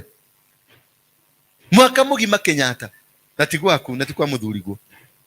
Ukihoni iroda. Na turahoni iroda ni undu wa maundu maria wewe wekiga.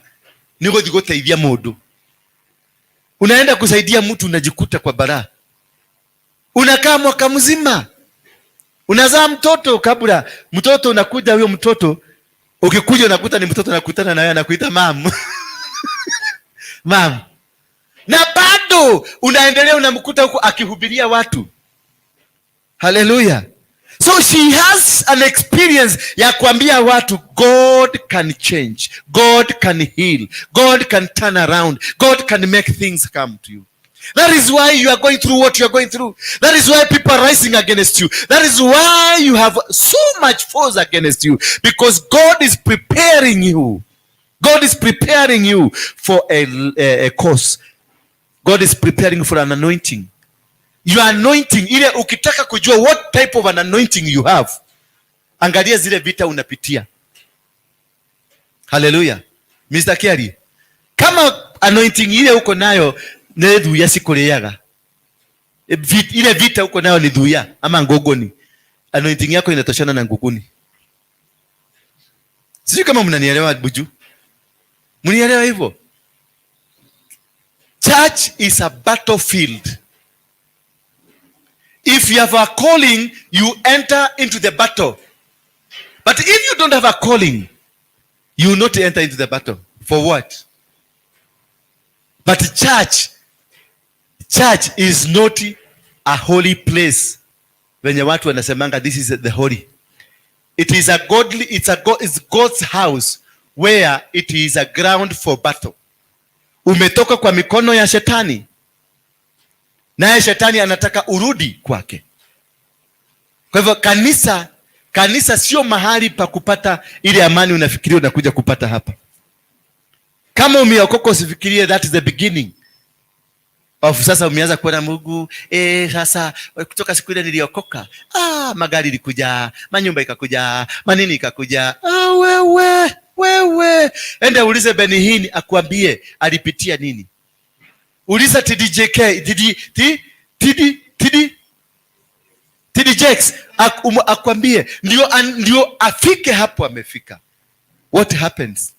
Uliza ng'ang'a huyu watu, gazeti ilichapishwa.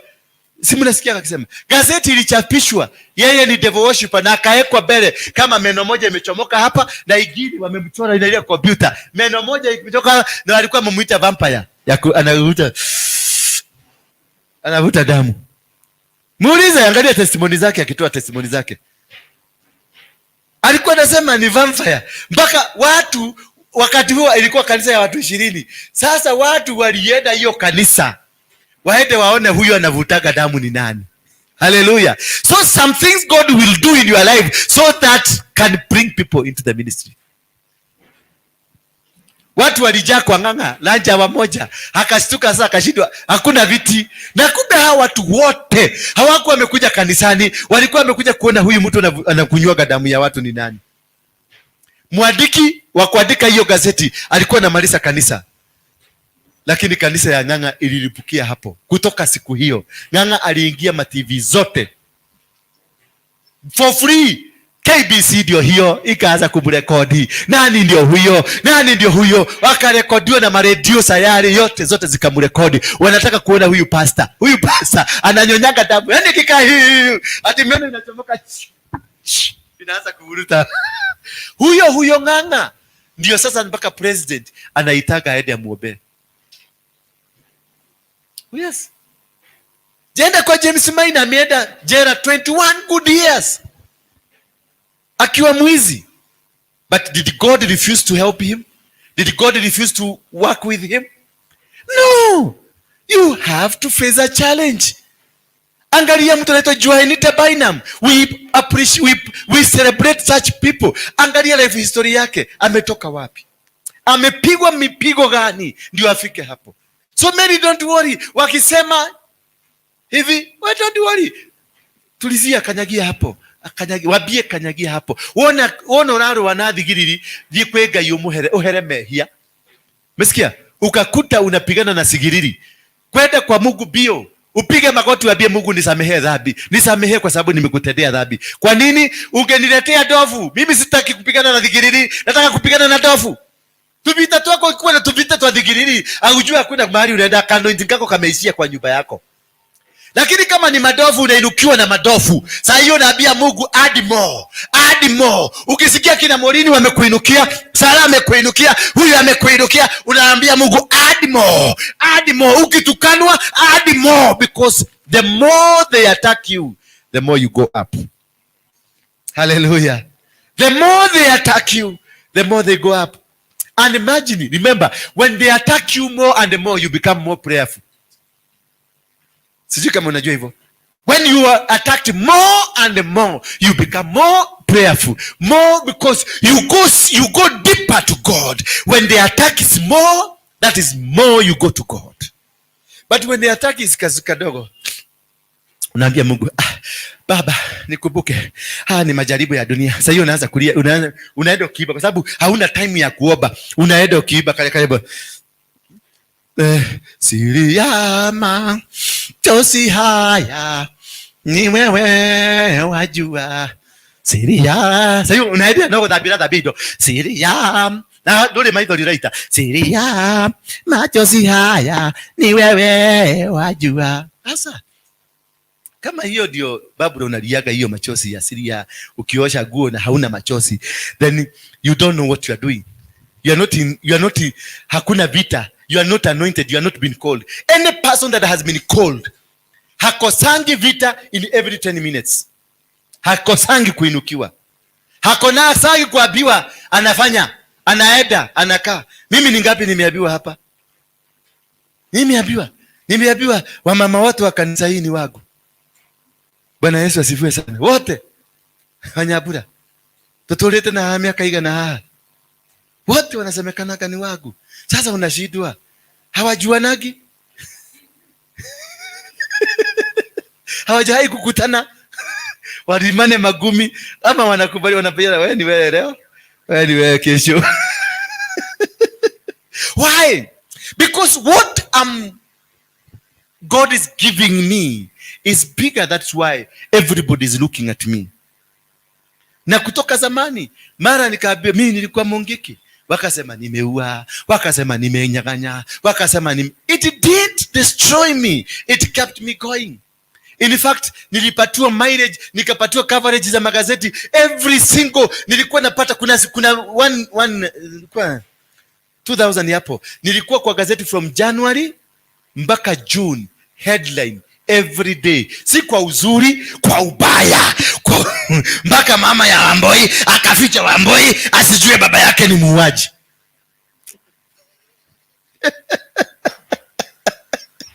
Rikandarabazaya usijari. Wakaweka yote, nikapelekwa jera, kutoka jera hii nikaenda jera hii, hakuna jera iko Kenya hii sijakanyaga. Hakuna hata moja. Ile inaweza kunisa, ukiniambia unanipeleka kwa polisi, ile polisi nakuulizaka ni mpya ama ni zile? Najua. Ananiambia ni zile, unajua basi twende. Kwa sababu hata ukienda Jeradani polisi, ukienda Kamukuji hapa kuna sero kama haijapakwa rangi utapata majina yangu nimeandika huko. Sero Dani. Wangapi wameenda sero hapa? Kiadidre wadi jera. Umeenda sero gani? Ya chifu. Ameenda sero ya Kamukuji. Bwana Yesu asifiwe sana. So don't worry. What is very important is that be a prayerful person. Be a prayerful person. That was the theme and the topic for today. That when you become prayerful, the enemies will increase. Don't think eti kwa sababu sasa umeokoka. Don't think eti kwa sababu sasa wewe una anointing, wewe una nini, ati you will not be attacked. The more you become prayerful, the more they will attack you. The more they will want to bring you down, because the authority that you are fighting is a principality, that it is a stronghold that we have to fight and destroy. Praise be the name of God. So don't worry of what you are going through, Wamboi. Don't worry of what is happening to you, Gatweri. Don't worry of what they are saying about you. Don't worry about it. Wakisema huko na wanaume 100, waambie bado nimebakisha 200. But one thing I want to tell you, don't quit. Na ukasikia mtu anakuambia I was planning to quit. Siwa hiyo vision. Siwa hiyo, because you don't quit in the kingdom of heaven. You don't quit. The kingdom of heaven, when it is a go, lazima uende. Kama ni kuenda miguu, lazima tutaenda miguu. Kama ni kusimama, tutasimama. Wa Danieli aliwekwa ndani ya simba wa mkure. Akasema hata kama huyo Mungu atanikataa, anagayagedega ni dikomurega. Onagayagedega na nanie, dikoregana nake. Jiulize, hiyo faith alikuwa ametoa wapi ya kusema hata kama huyu Mungu alikanikataa, mimi siwezi kumkataa, kwa sababu I know I have been called to preach the word of God. I know there is a soul that is going to get saved because of me. I know there is a soul that is going to come into the kingdom of heaven because of my calling, because of your calling, there is a soul that will come to the kingdom of heaven.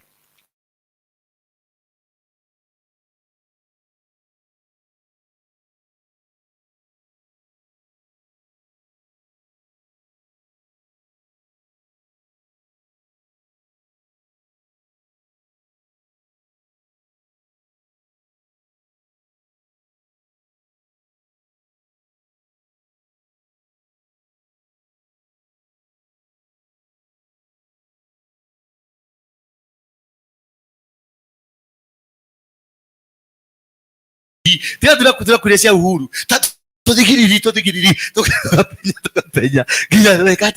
Surrender yourself to God. And the moment you surrender to God, you become a conqueror. The moment you surrender to God, you become a winner. The moment you surrender to God, God will use you. And you can only surrender to God when you become a prayerful person. When you surrender every move. Don't even argue with people. Mtu akikuinukia munyamazie, mwambie thank you. Mnwarekia. Kana ni ukwenda gurugira gacai nigetha ugie na energy ya kwaria makiria moguo. Yes, mupikie. Ukiona mtu ameanza kufukuka, murugire tumatumbe twere.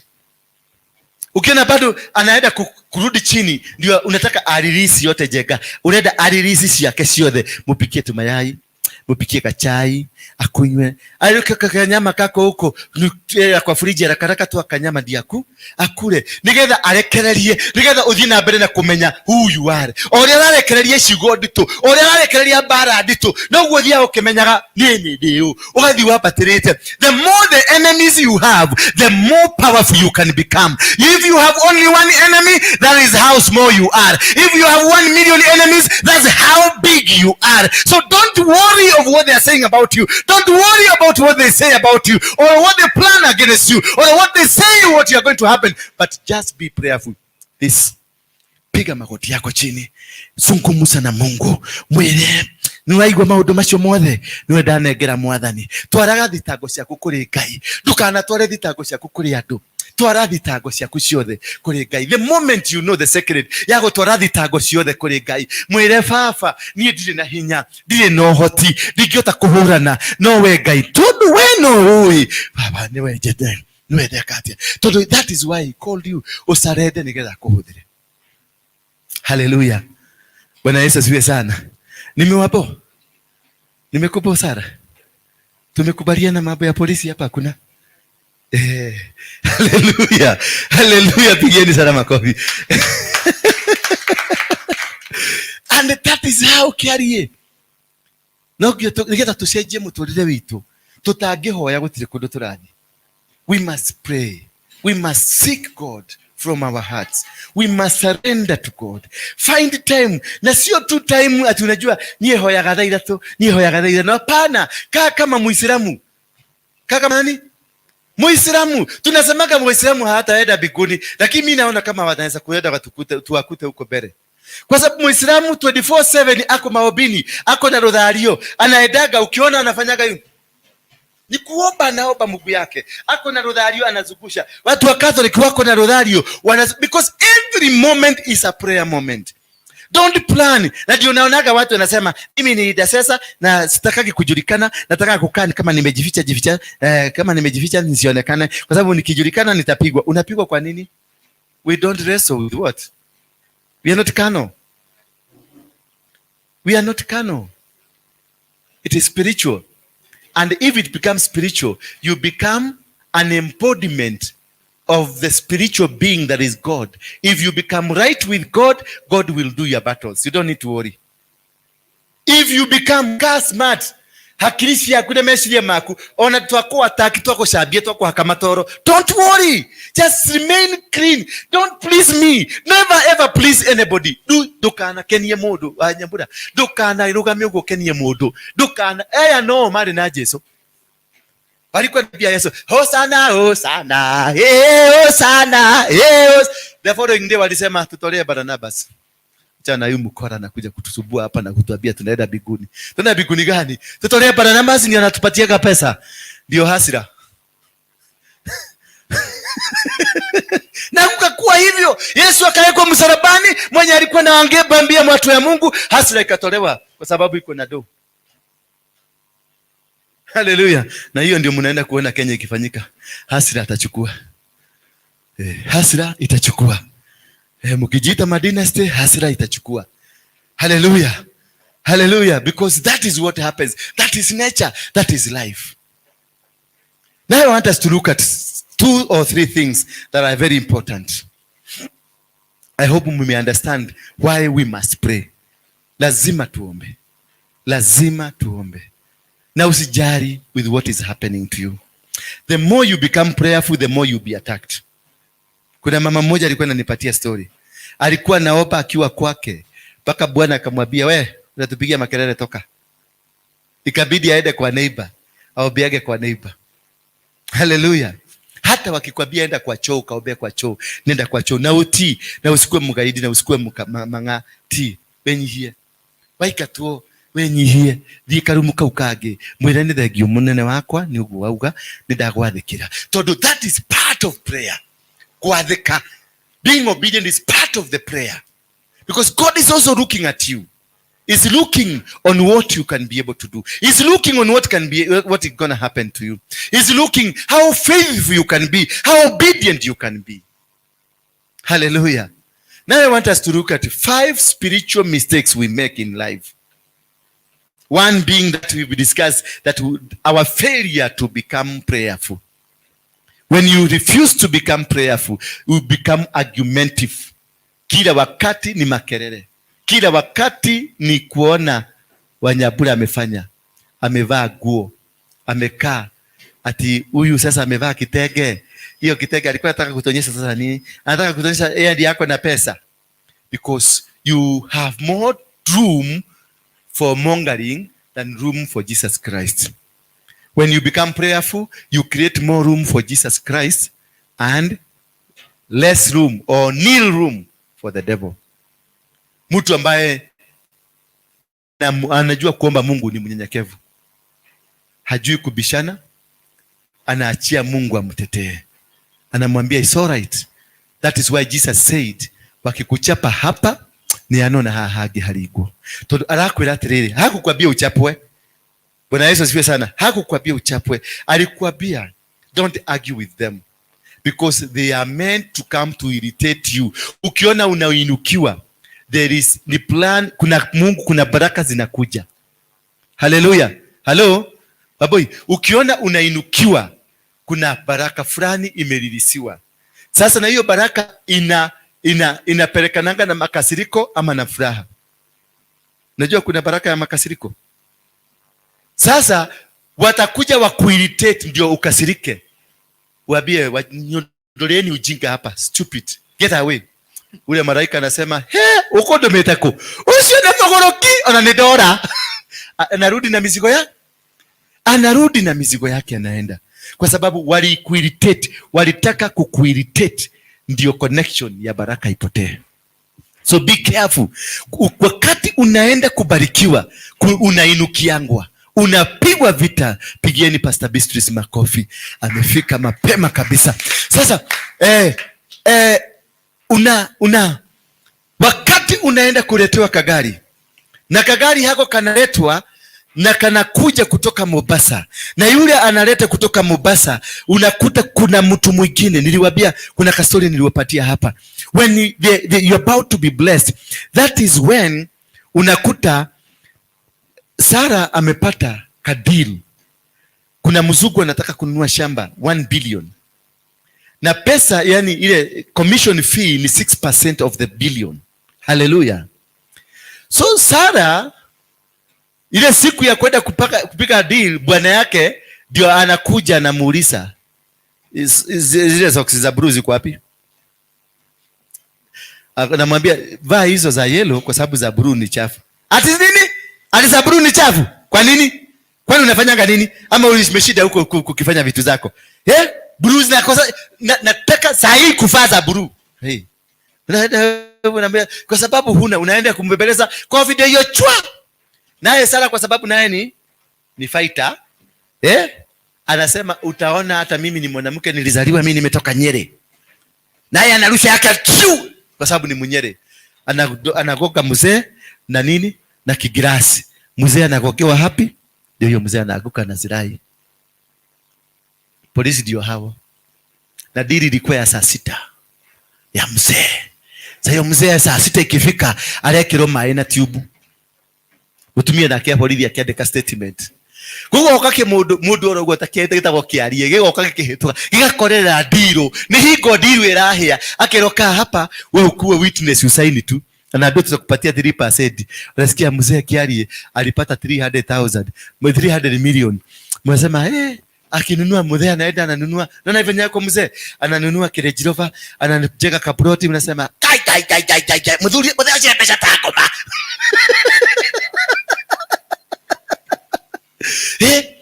Mudosha akile koma. Alafu bahati baya shosho yake alikuwa amekufa last month. Shosho yake bahati baya last month ndio alikufa. Na after shosho yake kukufa 3 weeks ndio amepata hiyo pesa. Na alikuwa anapita akaagukia. Yani ile show nigeza atoke. Alafu bahati baya mtoto wake mwingine ashikwe na corona. Apelekwe na kiambulance hiki kinaendaka kimeandikwa COVID. Yani ana mwana. Tuadhirane. That is when you refuse to become prayerful. It opens the floodgates of all enemies from all quarters. But when you come to know, to realize you don't do battle by flesh, but by the Spirit of God. And then when you know that it is not by power, it is not by force, it is not because you are mighty, but because you belong to Jesus Christ, you win every battle. Because Jesus will do the battle for you. He said that bring all the battles to me. Don't worry. Don't worry about what they say about you. Just release yourself to God. Now, show them. That is one spiritual mistake that we do. To forget to pray. The moment you forget to pray, the enemy will find a field kukutukana tu, kukuambia maneno, kukusengenya, kukupiga, because they want to irritate you so that you cannot tap your blessing. Spiritual mistake number 2 that we have, we find it in the book of Exodus 22 verse 18. You shall not permit sorcerers to live in you. Usikubarishe maroho ya waganga. The spiritual mistake in it, when you go to a witch doctor, whatever is done, it is not physical, it is spiritual. Wewe utaona tunyugu, utaona wangwana wamesema, wangwana zeka chini, unakaa chini. Wangwana wamesema ukaa chini. Leta pesa yote weka hapo kwa wangwana. Hao wangwana na pesa, when you give the money to wangwana, that is a spiritual connection you have made that will come to haunt you. It will haunt your children and your children. Ndio unaona hata watoto wetu wakienda shuleni waombee.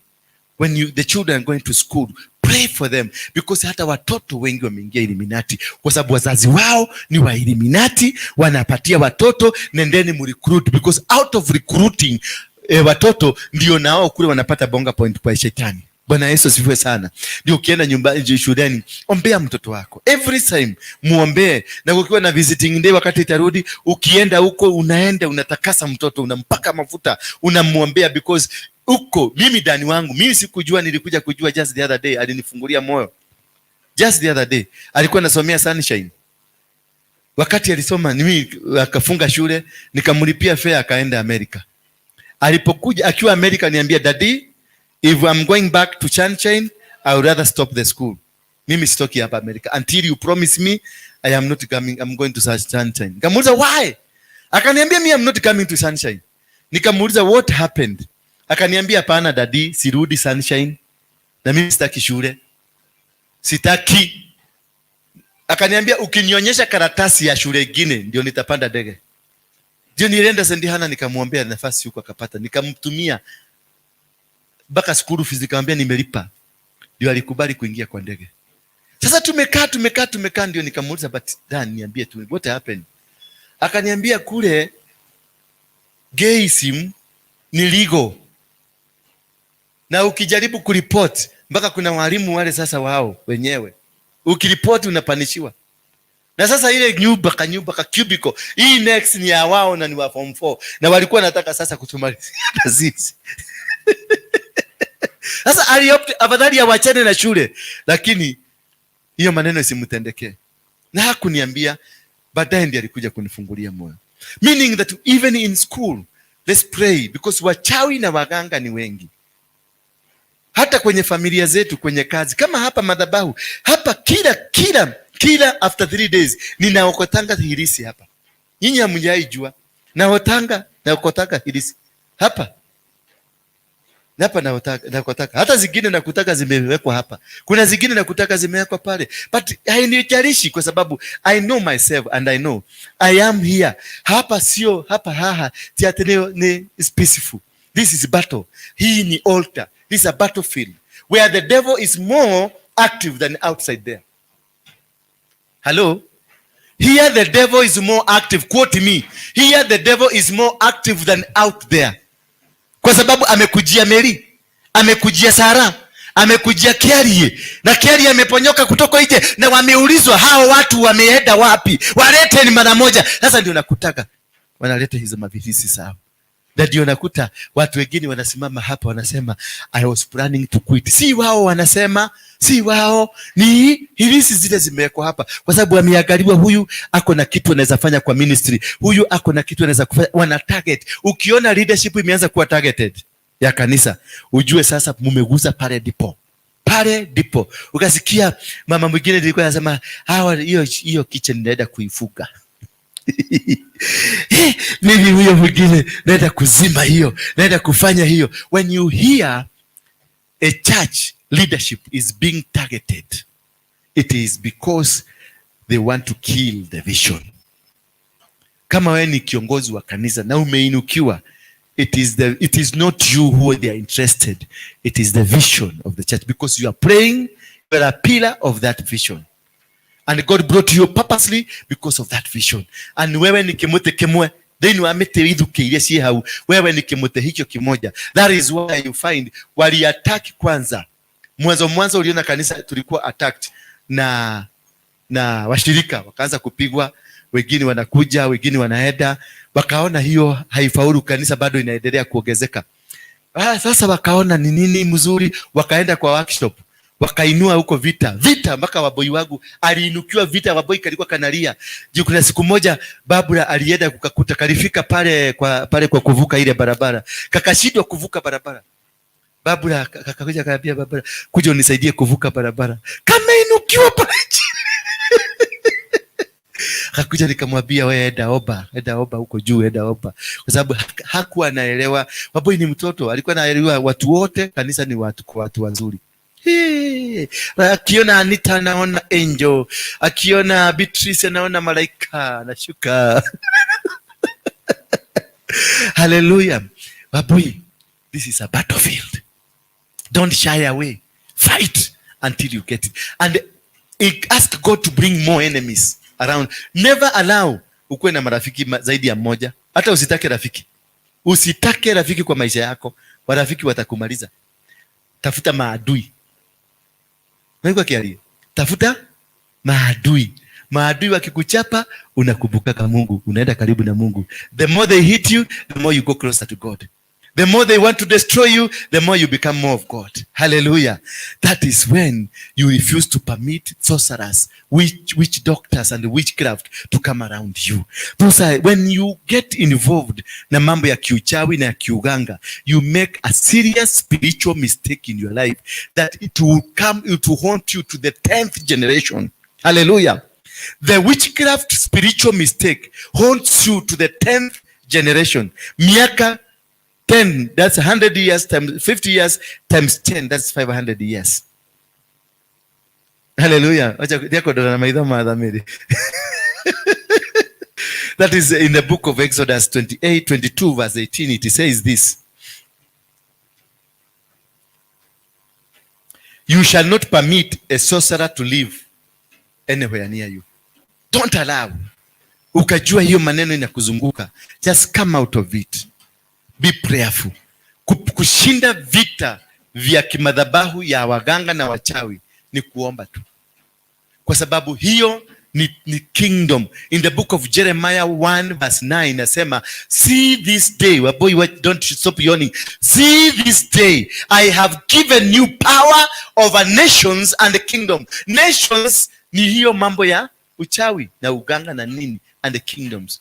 So you have been given to to overthrow, destroy and dismantle them. You don't dismantle them when you are sleeping. You don't dismantle them when you are at your bed. You dismantle them in the spiritual realm. You destroy and bring down all the strongholds and the principalities.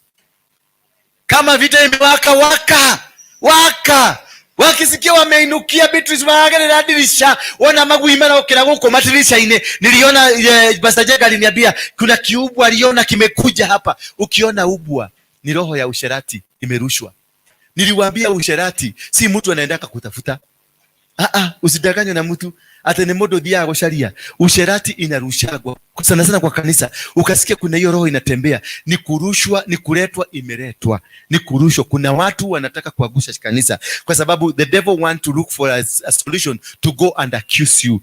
Anatafuta kitu ya kwenda kwa Mungu kuambia Mungu ati Beatrice teraka hora Beatrice wale drama kwa dida accusation inaingia kule mbinguni. Bwana Yesu asifiwe sana. So when you see the dog, it is the spirit of who?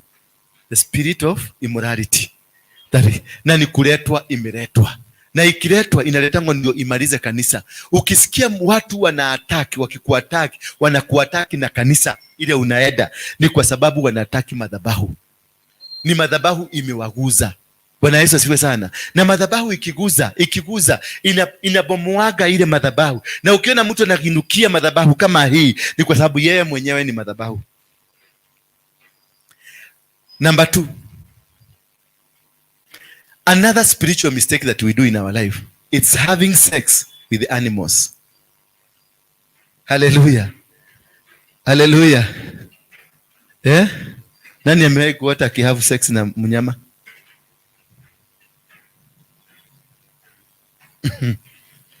Sara, umewahi kuota? Umewahi kusikia mtu? Kuna kitu nilikaona leo kwa media. Kuna umbwa sijui nini huko Kisii ilizaa mtoto anakaa mtu. Umejaona kwa social media? Angalia kwa social media. Kuna umbwa ilizaa ni mkichwa ya mtu, ni mtu anajulikana. Kulala na wanyama. Bwana Yesu asifiwe sana. Kulala na wanyama ni kitu kimoja ambacho ni makosa kubwa sana in the spirit, ambayo inakutenganisha na Mungu. Unakuwa kama ulawiti, mtu ambaye afai. Na hiyo kitu inakuhaunt. It will haunt you forever. It will haunt you to the generation, 5 generations. Na ndio sababu unakutanga wakati mwingine tunaota ndoto tukifukuzwa na wanyama, tunaota ndoto tukilala na wanyama, tunaota ndoto.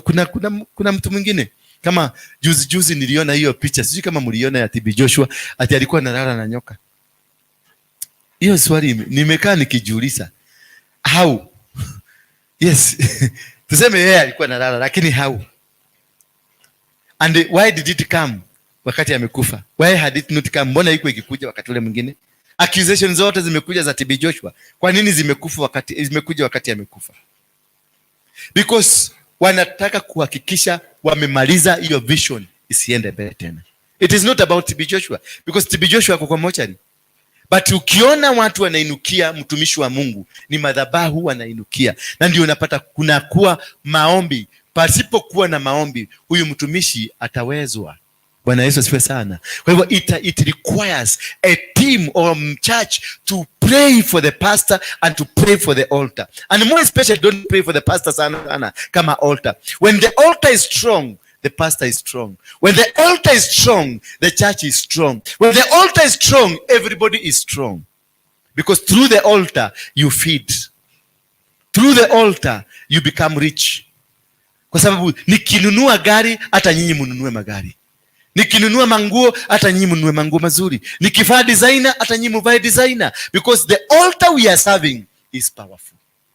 And the altar can only become powerful if it is being serviced. And it can only be serviced through sacrifices and prayers. Hallelujah. Hallelujah. Because hawagaga na wao wakienda huko wanaendaga kuservice their altar through sacrifices na hiyo maombi ya kwao. Bwana Yesu asifiwe sana. Yes. Another third spiritual mistake that we do. It is afflicting widows, widowers and orphans. Kapata mtoto ni yatima. Mama ambaye hana mke ama hana mke. Ama baba pia hana mke. Mungu ni Mungu wa nani? Mungu ni Bwana wa nani? Ya wajane. Na ni baba ya nani? Ya mayatima. So wakati unadhulumu mayatima, unamdhulumu Mungu moja kwa moja. Wakati unadhulumu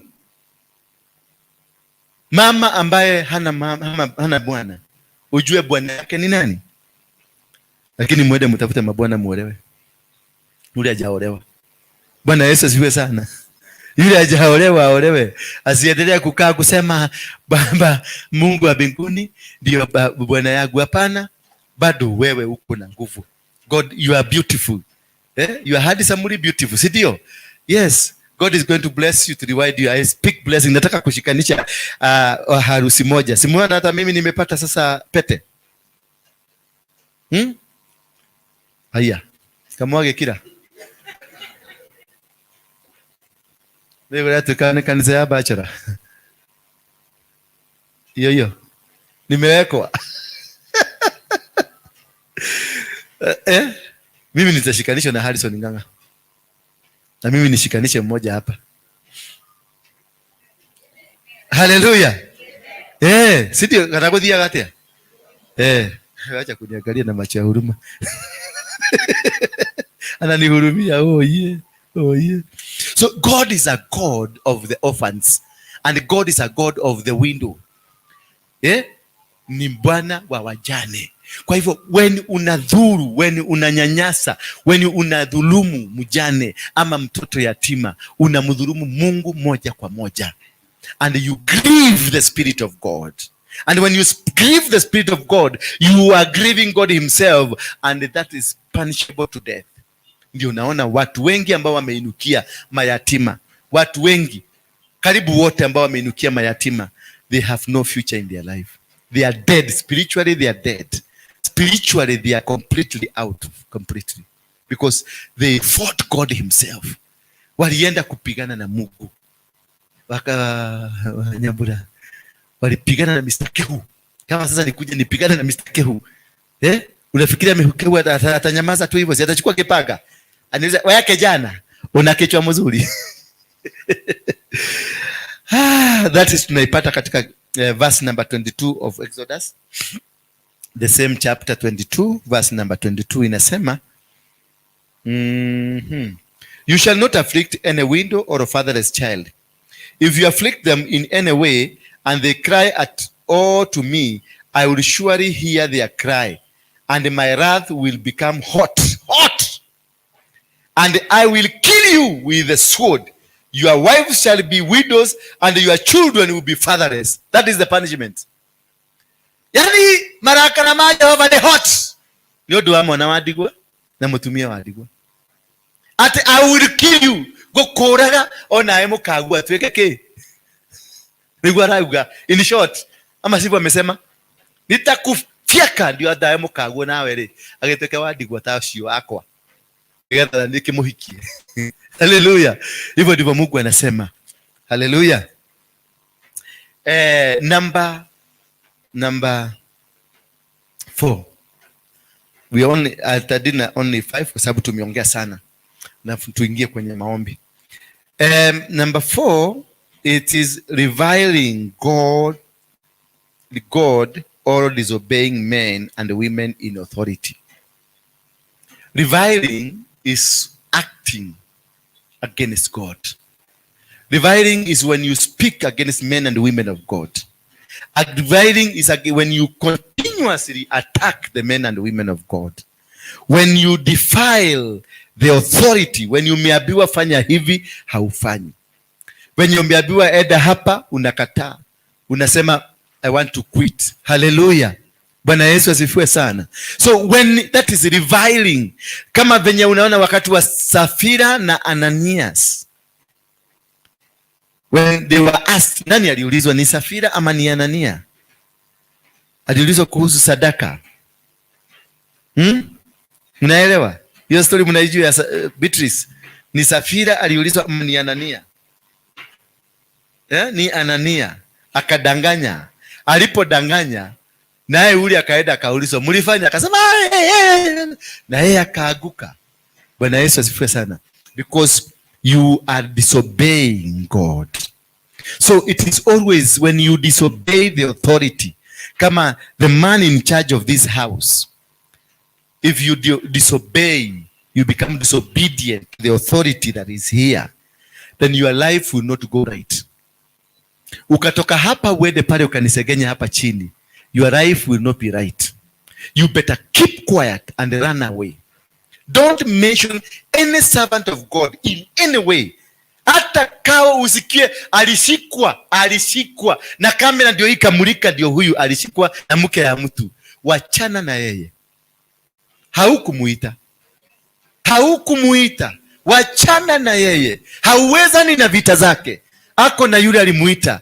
Aya ndiye atamhukumu. Wewe wachana, fuga macho, enda kabisa. No twe onadona igwa, onadona menya, onadona kake. Don't. Ati Beatrice ulikutwa pale na kibee fulani na mkakutwa mmeshikana hivi. Don't. Mesikia Dan. Run away. Don't. This is a woman of God. Na ako na authority. Despite ni binadamu kama wewe, lakini ako na authority. Ama nimekupatia kazi sasa, useme umeondokea hiyo kazi. You are going to cry for sure. You will cry. Utalia. Because sio mimi umepinga. Sio mimi umepigana naye. Lakini the authority given to me to you, hiyo ndio umepigana nayo. Na itakuinukia. Na itakapokuinukia utalia. And because it's God you are fighting, kabakuhuro ni goma okera kuhuro ni Ngai. Todo wina wakurira. People are suffering because ya kuinukia tu watumishi wa Mungu. Mtu hata kama katumavuta twake ni twata, wachana na yeye. Ona kwa tumavuta twake ni twata muthiki. Na tutodeka githikiti ya tu ni twake. Achana na yeye Misakari. Haukumuita. Ona kwa ni maguta ne bea ya thejirwe kiruto maguta gekero macio. Wachana na yeye.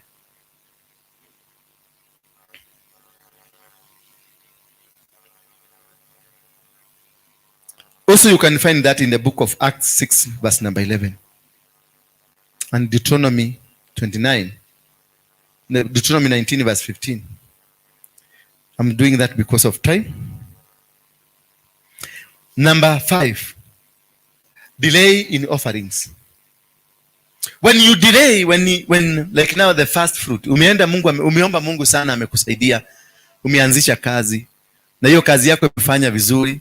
The first fruit that you got, the first salary that you got, if you derail, because when you sought God to help you na akakusaidia, alikuwa obedient kwako, lakini wakati ziliingia kwa mfuko, ukaanza sasa kuambia Mungu, nitaenda kuliha nyumba, nitaenda kwamba kugura mkodoro, nitaenda kwamba kugura ikombe, reke cheki ogwe, wacha nifanye hivi, next month ndio nitakupatia.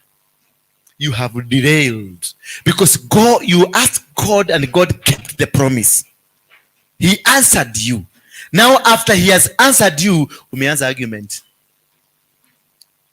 Sasa ndio naanza 10%. Naanza kuiangalia 10%. Sasa nitatoa 10% ni shilingi 20,000, nitoe first offering ni shilingi wapi.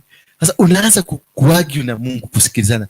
When you become like you start arguing with God, you have started disobeying him, because he became obedient to you by giving it to you. He expected you're going to reciprocate back.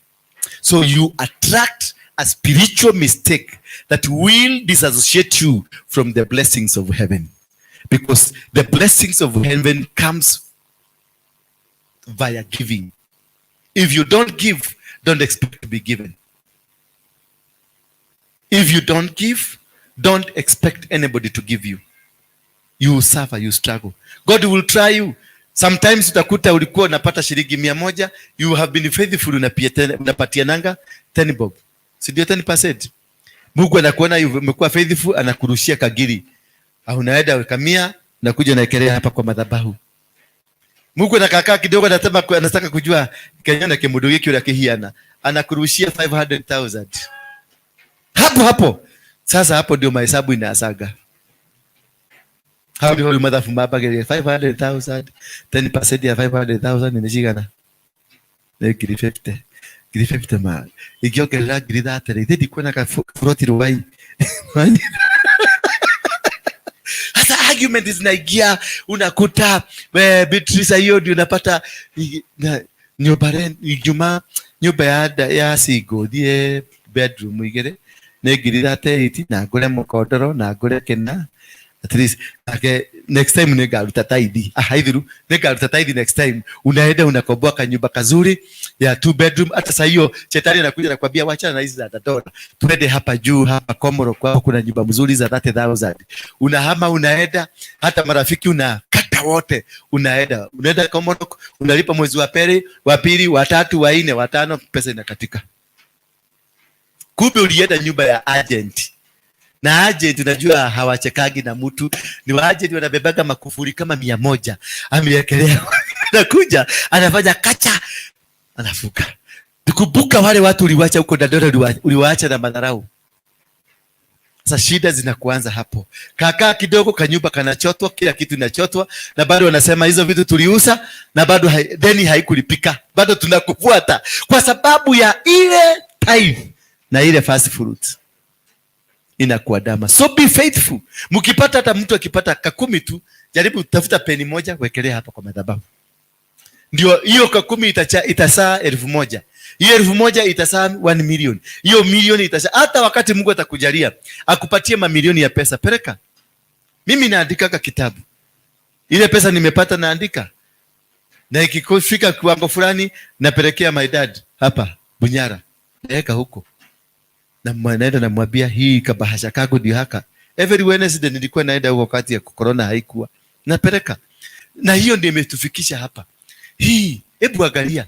Hiyo ndio being faithful, Sara. Ndio imetufikisha hapa. Angalia vile tumeendelea. Tuko na nini? Tuko na furniture workshop, tuko na showroom, tuko na kanisa kubwa, tuko na TV, tuko na kila kitu. Within 7 months. Because I told God, hakuna siku ninakula pesa yako. Naye nikimwambia nataka gari, hainakujaga. Anaambiaga walevi, pelekea huyu mzee. Hapo msubu hagui. Unajua ndio kanisa peke yake zizidagi hapa kuambia toeni toa dada. Ama kutoa unabii. Hallelujah. Ninaona makaburi, naona kaburi 3 kwako. Kwa sababu nimesikia uliuza kachaba, ndio kaburi inakuja. Sasa ndio unakuja unaniambia kaburi. Sasa tutafanyaje pastor? Najua sasa nitakusturia mbele ya watu. Pray. Omba sana. Kuna kaburi 3. Naenda kwa pray. Kansa. Naenda huyu mwingine. Pray, accident. Sasa na target wale naona watu wanapakingi kagari hapa nje. Alafu naenda nakaa kwa ofisi na ngojea mkuje. Nakwambia hapa hizo makaburi 3 niliona. Sasa anajua wewe uko na bwana na uko na mke na mtoto ni mmoja. Obviously kaburi 3 ni nani?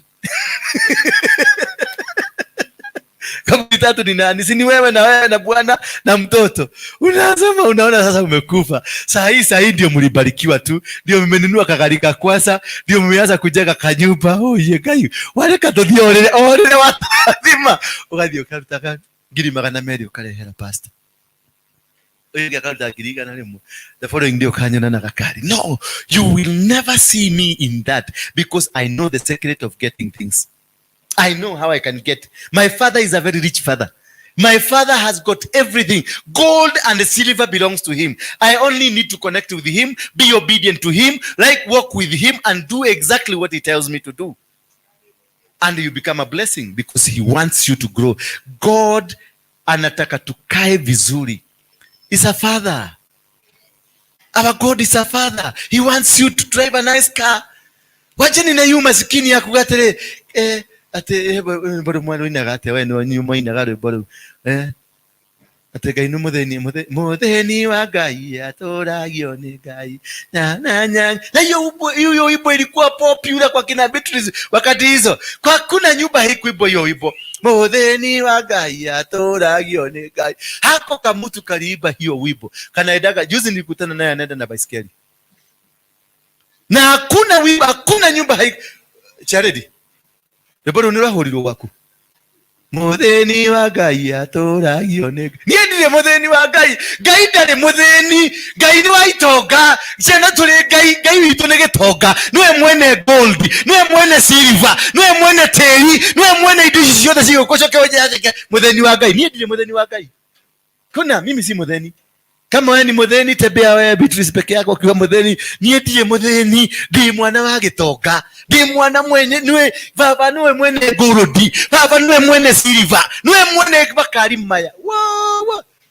Mwaka ndogo thire itagutwarithia ni Jehova. I will drive from my father. From my father I will drive. Yes. Na nigugura kirori kia road show kiende kuharia ku synagogue kiende kugia guthiruka gatukuhunjagia. In the name of Jesus, my father is going to produce. Nitu waka kanitha mako yote guthira kanitha nene in the name of Jesus. Yes. Kimurati damuge na akoro ndugutonga wi kanitha no ume uthie. Ba akoro ndugutonga. Just walk out. You must be rich. Nataka kila mtu apaki gari yake hapa. Wacha tuandike masoja wa kupanga gari. Hakuna. Tuandike masoja. Tunakuwa na service ya morning glory asubuhi samana ya kabisa ya masoja kwanza tunawahubiria na tunawaombea alafu tunaambia nedeni. Na huyo soja anaenda kupanga gari amepaki yake. Sio soja ambaye hana kitu, ni soja amepaki gari yake, anakuja tunafanya morning glory ya mapema, tunawaomba na wao, alafu tunaenda aende mchuge mali ya Mungu. Haleluya. Si aende achuge mali yako, achuge mali ya nani? Kwa sababu gari hizo sio kwa sisi ya Ngai. Si atogeria Ngai. Na wendaka kwa muziki nakuta magari 800 kwa muziki na wameenda for only 2 minutes prayer. Hata kanisa kama hii unakuta watu nusu ya kanisa wamevaa saddles.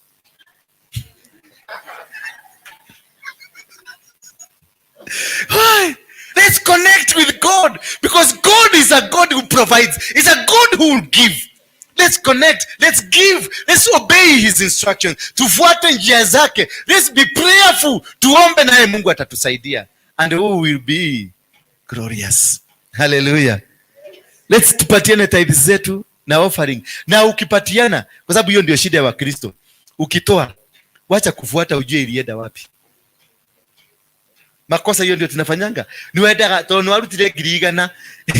Adoa mutumia mwajira gatere. Adoa meidore nimendaga gukinyira kumenya indo ciao ciathire ku. Runi arutaga tithe kama arutaga tithe ya ngiri 50. So anafuataga kuangalia kama kulifanyika hii.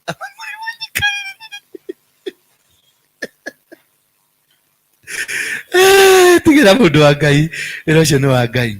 Ya mwisho kabisa tumalize ndio tupate kuomba, alafu tupate watu wawili watatu watuzungumzie. Ya mwisho kabisa, taking of bribes from the poor. Exodus 23 verse 6. Exodus 23 verse 6. You shall not pervert the judgment of your poor in his dispute. Keep yourself far from a false matter. Do not kill the innocent and righteous, for I will not justify the wicked, and you shall take no bribe for a bribe blinds the discerning and perverts the word of the righteous. Kwa hivyo wangapi hapa washapatiana hongo kwa polisi? Ndio tu mkono wako juu. Wangapi wamepatiana hongo kwa polisi? Wakati wamepatiana hongo bahari ya kasi hivi. Favor, unapatiana kitu ndio upate favor. Wewe sikiliza. Jisikilize hapa. Ujitatulie hapo sasa. You shall not pervert the judgment of your poor in his dispute. Keep yourself far from the false matter. Do not kill the innocent and righteous, for I will not justify the wicked, and you shall take no bribe, for a bribe blinds. A bribe blinds the discerning and perverts the word of the righteous. If you bribe, you become blind. Leo mimi nimebribe today. Nilipatia karau, nilikuwa nakimbia hapa, nilikuwa natoka kule kwa mlimani. Askari akanishika. Nilipitia pavement, nikampatia 200. Kumbe mimi ni blind. Tutatubu hiyo, tutatubu, Mungu atatusaidia. Tusimame kwa miguu yetu ndio tupate kusikia waimbaji. From there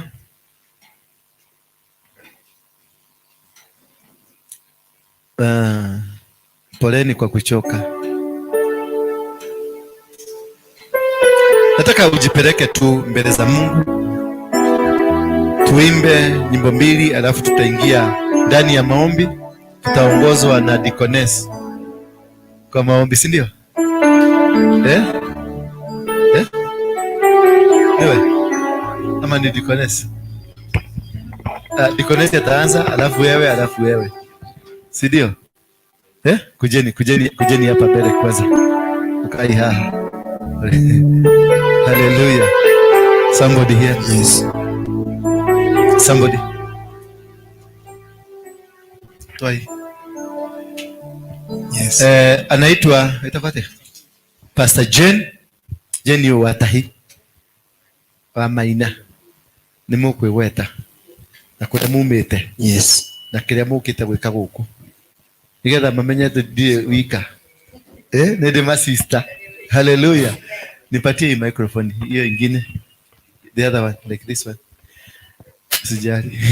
Tukamake. Iradi moitiradi. Ajereria. Hallelujah. Blessed be the name of the Lord. Amen. This afternoon, my God is true. Thank you so much, Rev, because of the good word that you have given us, the understanding and the knowledge. And that is why we have you, our pastor, because of today's. Amen. My name's Jane. I'm my Pastor Jane Maina. Maina is my husband. And I am blessed. Amen. I'm all the way from Thika Road. And that is why I am here. I'm not here for anything else, but I'm here for the sake of the kingdom of God. Amen. Or we are here for the sake of the kingdom of God, not any other business. Hallelujah. The Bible says in the book of Jeremiah chapter 3, that I will give you pastors to give you knowledge and understanding. Amen. And that is why I desire to connect myself with the men and women of God. That is why I do not despise. Sorry. Niongee na Kiswahili. It's okay. Okay. I don't despise, as he says, because I know the knowledge that I'm getting from him, the understanding of the word. I am going far. Amen. That is why we follow them. We follow the men and women of God. That is why we desire to be closer. Amen. If you see us here, not for any other business, but because we know the Bible says he will give us pastors and the men and women of God, so that we become knowledgeable and we go to another level. Tuinuke na tuujue mambo zingine, kwa sababu kuna mambo sasa amefundisha hapa hatukujua mingi sana. Nikienda kwa notebook yangu tutarudia tena another 1 hour, but I think everybody had a notebook. Kwa sababu ukikosa kuandika hizo maandishi, ili wakati utakaa peke yako utaenda one by one, usiwe hey, na mimi nilipatia askari 100 kweli. That was bad. You know why you become blind spiritually? Those are the things, man of God. Hizo vitu unasikia akitaja, tungejulia wapi? Vitu zingine unasikia wachungaji wakitaja. Kama sasa leo lunch time tulifundishwa mambo ya upendo, vile tutakaa kwa makanisa. There are hidden loves. Kuna upendo ya kujifichilia. Ati mimi napenda our deaconess here, lakini ni uongo. But because we are in the same church, we must continue na tuendelee, kwa sababu lazima jijifichilie. Upendo ya kujificha. Kuna maupendo tulifundishwa kado kado. What am I saying? The book of Philippians chapter 4. The Bible says, it's only by prayer and supplications. Maombi tu, maoya tu. Ate wahoya Ngai, omutwarire mathina maku mothe, omutwarire andu aku, ciana ciaku. Hey! Nikilala nilibasakana basokoro kontereketa. Nitaenda. Nitafikia, haleluya. Na nitamwambia Bwana, huyu mtoto wangu haendi njia zake vizuri. Huyu bwana yangu ningetaka ingiane na mambo yangu. Na atanifuata. Sema amen. Nitaleta Maina hapa. Nitamleta. Huyo mzee atakuja mumuone hapa. Useme, huyo ndio bwana yake. Amen. Kwa sababu gani? Ninafuatilia hiyo madhabahu. Siku moja mchungaji, wacha nishoe shuhuda. In our church. Why I am saying this is because he said it. That it's very, very important when you go to church very early in the morning. Leaders, cheerleading, I know you are there. Going to church very early in the morning, it's because when you get into that door, utaelewa mambo mingi sana iko ndani that morning, ama that evening. By then I was a cheerleader for many years. That's what I said last time. And siku moja, I used to go to church very early in the morning. By 8 I'm in the church. So when my spiritual father comes in, he comes in at 9 na niko. Sasa nimeomba, nimetengeneza viti, nimebosha. Even when I became a pastor, I used to do that. Sawa. Sasa one day I went to church very early in the morning and I started praying. I started arranging, nikafanya ile mambo inafanya kwa church. When I came to the altar, around na kufagia na kutengeneza, vile tu niko mchungaji, nikapata our podium, sorry, hii ya madhabahu ni ya kioo. Hapa chini, you know why I'm saying this? Sababu amesema anaokotanga vitu. Let me tell you, men and women, my brethren, come early, tengeneza hii madhabahu. Because if you connect to witchcraft here, you are going to die. You are going to live a very bad life. That is why he's saying, come early, tengeneza madhabahu. Why? Because when you come and he releases the anointing in this altar, iwe ni ya urogi, ile iko hapa, iwe ni ya devil worshippers, or any other evil principalities, utaipata. That is why we are supposed to come very early. Tutakase, tuombe hapa. Tuombe. Kwa sababu when he stands here, he will say, receive. Tutapata nini? Wacha nikwambie siri. Sasa nikasimama nikaanza kuomba. You know what I got?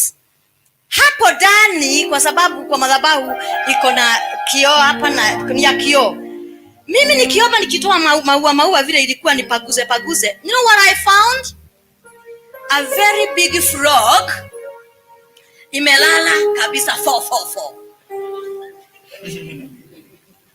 Na imelala na tumbo. No, it's big like that. I cannot demonstrate, They're in the church. So kikubwa kimejaa hapo. Sasa imagine tungekuja kwa tuanze kuiba, worshipers wakuje, we dance, our pastor stands, what do we get? Na ujue madhabahu kitu hiyo imetoka wapi? Nje. Imeingia, imepanda hapa. Unaona hapa? Uniambie huyu ni mtu alipanda ama ni frog?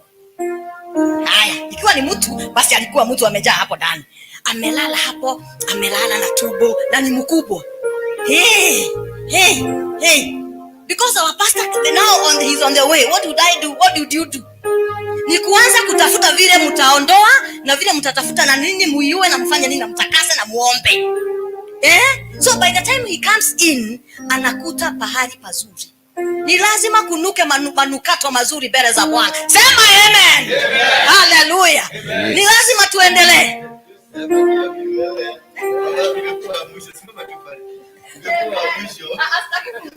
Bwana Yesu asifiwe. Najua ni mhubiri, lazima akuwe na maneno mingi. Nashukuru Bwana kwa kusimama mbele yenu na kusimama katika madhabahu. Ninainua jina la Mungu. I don't take it for granted. I believe it has taken the hand of God. Nasikia kunyenyekea. Na ninashukuru Bwana ninapokuja hapa kusaidiana na mtumishi wa Mungu. Mimi ninakuaga na wivu na watumishi wa Mungu wale wanapenda Mungu. Na nisijui ni nini kiniko ndani yangu, lakini kuwa nasikia wivu. Sitakagi kuona moyo wake ukiinama ama kusikia hajaridhika na ile kazi anafanya. Ni kwa sababu watumishi wa Mungu wale wazuri hawapatikani. Inachukuanga miaka Mungu kutengeneza mtumishi wake. Politician anaweza kutengenezwa na siku na mwezi moja ama mwaka moja, lakini mtumishi wa Mungu ile process anapitia anaweza pitia 15 years. Na ndio sababu Mungu ako na wivu na watumishi wake. Ndio sababu neno la Mungu linasema, do not touch my anointed or do them any harm. Kwa sababu ukipitishiwa njia Mungu amepitishia mtumishi wa Mungu, utatukana Mungu. Utatukana Mungu. Kwa hivyo ndio sababu mimi nimetoka kwetu nikajificha. Reverend, leo acha ni confess kwa sababu niko kwa madhabahu. Leo nimekataa kuingia mahali tunaingianga. Nikatoroka kwa sababu nimeona kuna watu wengine wanaweza fanya hiyo kazi. Nikasema wacha nikuje, at least nililie Mungu kwa sababu ya madhabahu. Kwa sababu hii madhabahu ikiwaka moto, ukiingia hapa ukipona, unatoka na hiyo moto unaponya watu wengine. Na wakati kazi ya Mungu inaendelea, jina la Mungu linainuliwa. Mimi nashiriki katika CFF Central. My dad is Archbishop Harrison Ng'ang'a. Na he is our brother there and our senior brother there. We love him so much. Ndio sababu tumekuja kumushikilia at least na maombi, at least hii madhabahu iwake moto. Najua amekuja hapa kushiba getirasi, juu Kiswahili nasemaga namna gani. Unajua ukipewa ile shaba haijawahi shibwa na mtu. Shaba haijawahi pitishwa karata. Kushiba hiyo majani ni kazi gumu.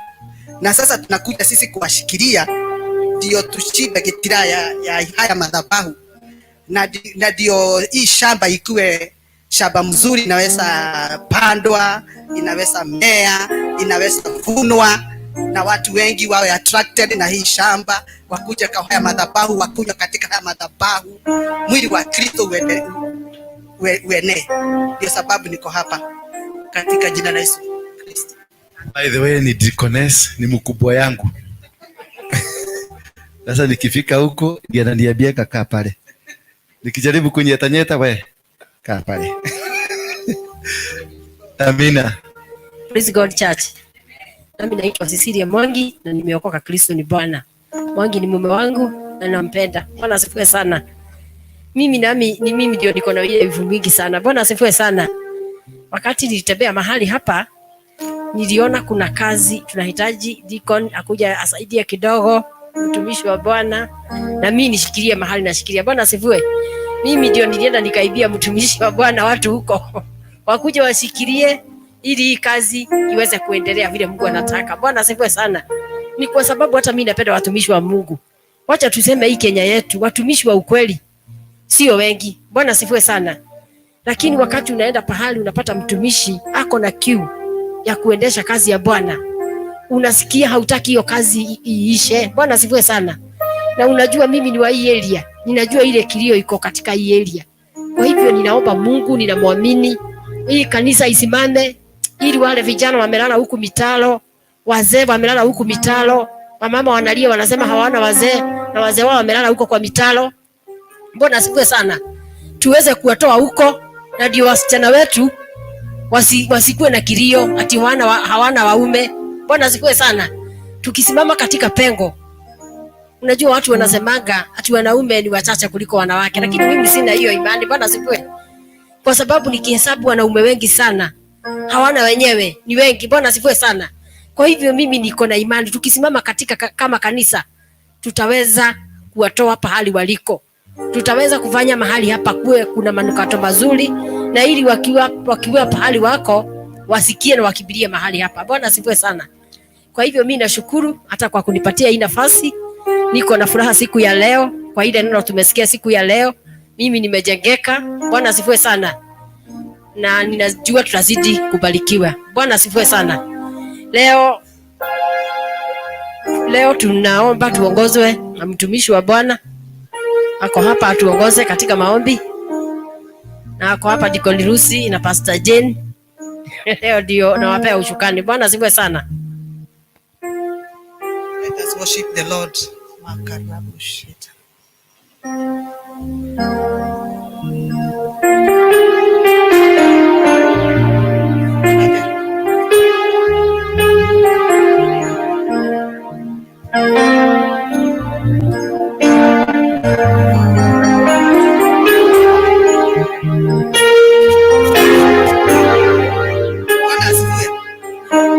Katika maombi ndio inafunguaga milango. Maombi ndio ukiomba ndio nguvu za Mungu zinashuka ndani yako, anaanza kukunenea na anaanza kukufichuria siri.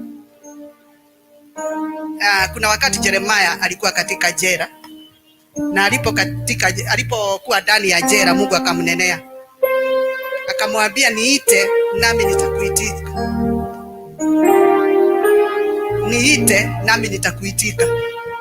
Kwa hivyo katika hali yoyote ambayo uko unafaa kuita Mungu na Mungu atakuitika.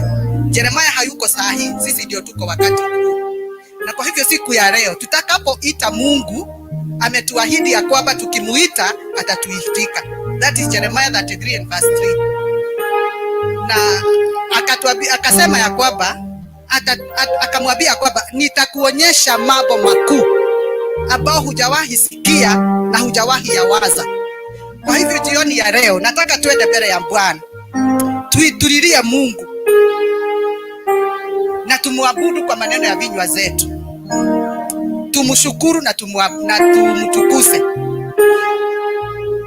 Na ninaamini ya kwamba tutakapoomba siku ya leo Mungu atatufunulia siri ambazo imefichika kwa ajili ya haya madhabahu ambayo hatuyajui na hatujawahi yawaza. Kwa hivyo nataka kila mtu ukisikia ni kusimama usimame, nenda mbele ya Bwana na hilo neno, abudu Bwana. Brother, nataka uweke nini? Worship beats, worship. Usiweke sana za worship.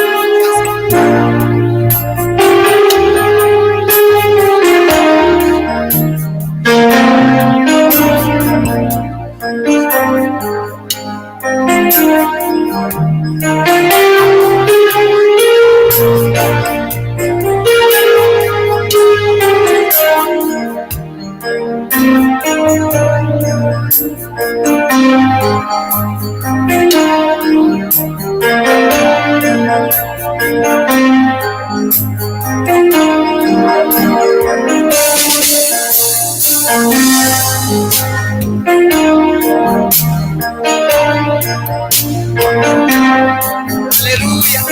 Tunajadiliana masaa. Tulikuwa tunajadiliana time ndio tusianze sana.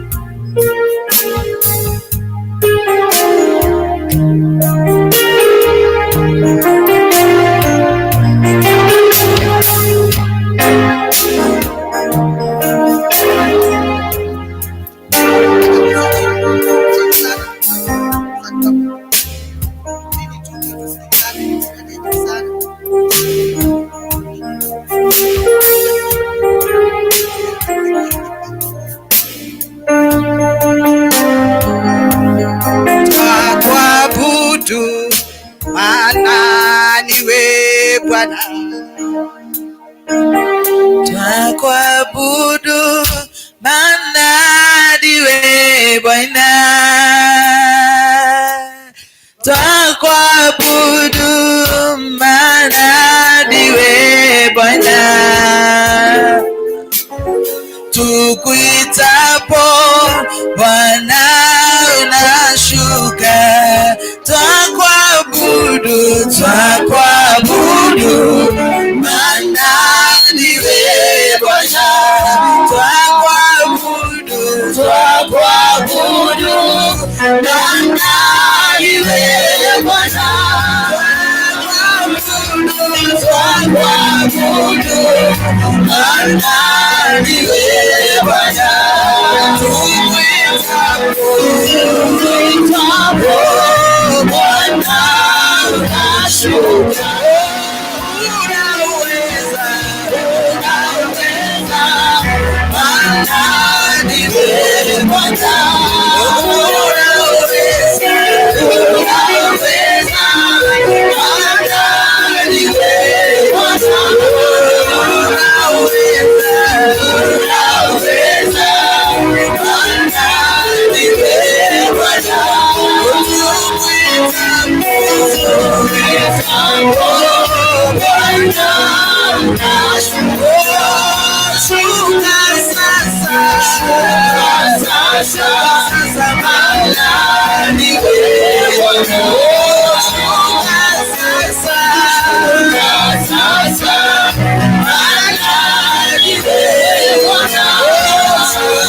Unaweza, unaweza,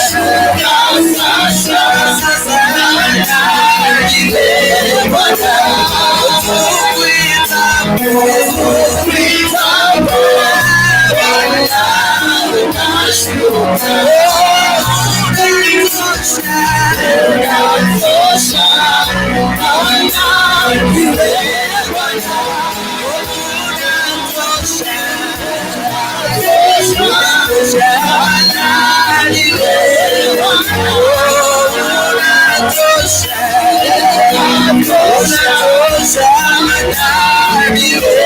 Bwana.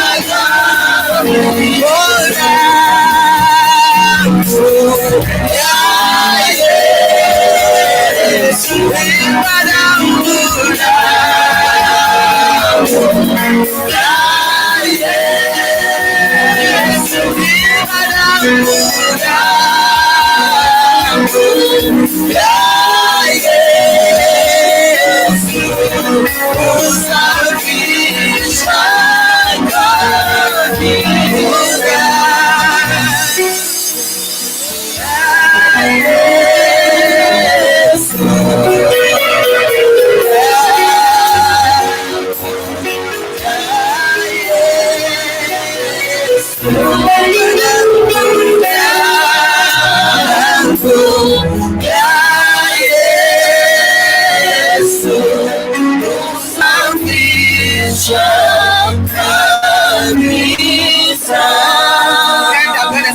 Bwana na maneno ya kinywa chako. Tukuza Bwana na maneno ya kinywa chako. Neno mkuu wa Bwana.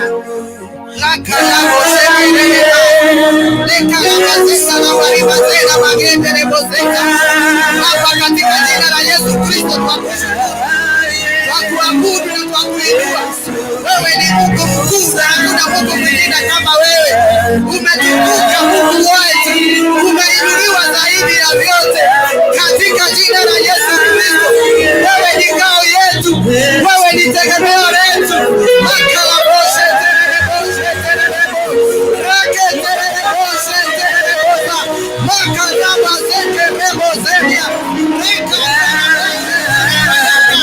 In the mighty name of Jesus Christ, you are the way maker, you are the light in the darkness, you are the miracle working God. We have no other God but you. In the mighty name of Jesus Christ, jioni ya leo Bwana, tunanena ukuu wako Bwana, tunanena ya kwamba wewe ni Mungu, tunanena ya kwamba uliumba mbingu na ukaumba dunia katika jina la Yesu Kristo. Mungu wetu na mwokozi wetu, unajua jua ikitua baba yangu, na hata jioni baba yangu unaielewa Bwana, katika jina la Yesu Kristo. Wewe mwokozi wetu, unajua vile mtoto anavyojiuka akiwa ndani ya tumbo la baba yake Bwana, unajua vile mifupa yake inakuwa baba yangu. Kwa kushukuru na kusema asante. You are a miracle working God. You are a limit breaker. In the mighty name of Jesus.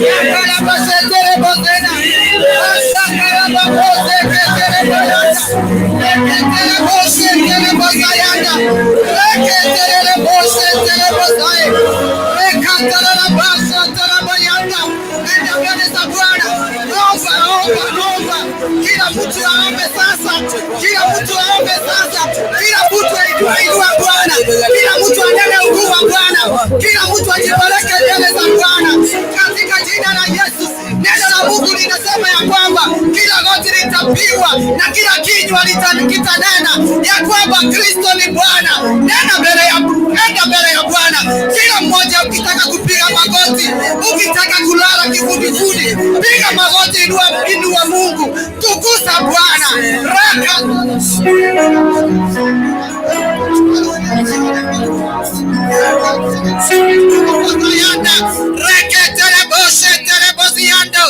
Inua Bwana, tukuza Bwana katika jina la Yesu Kristo.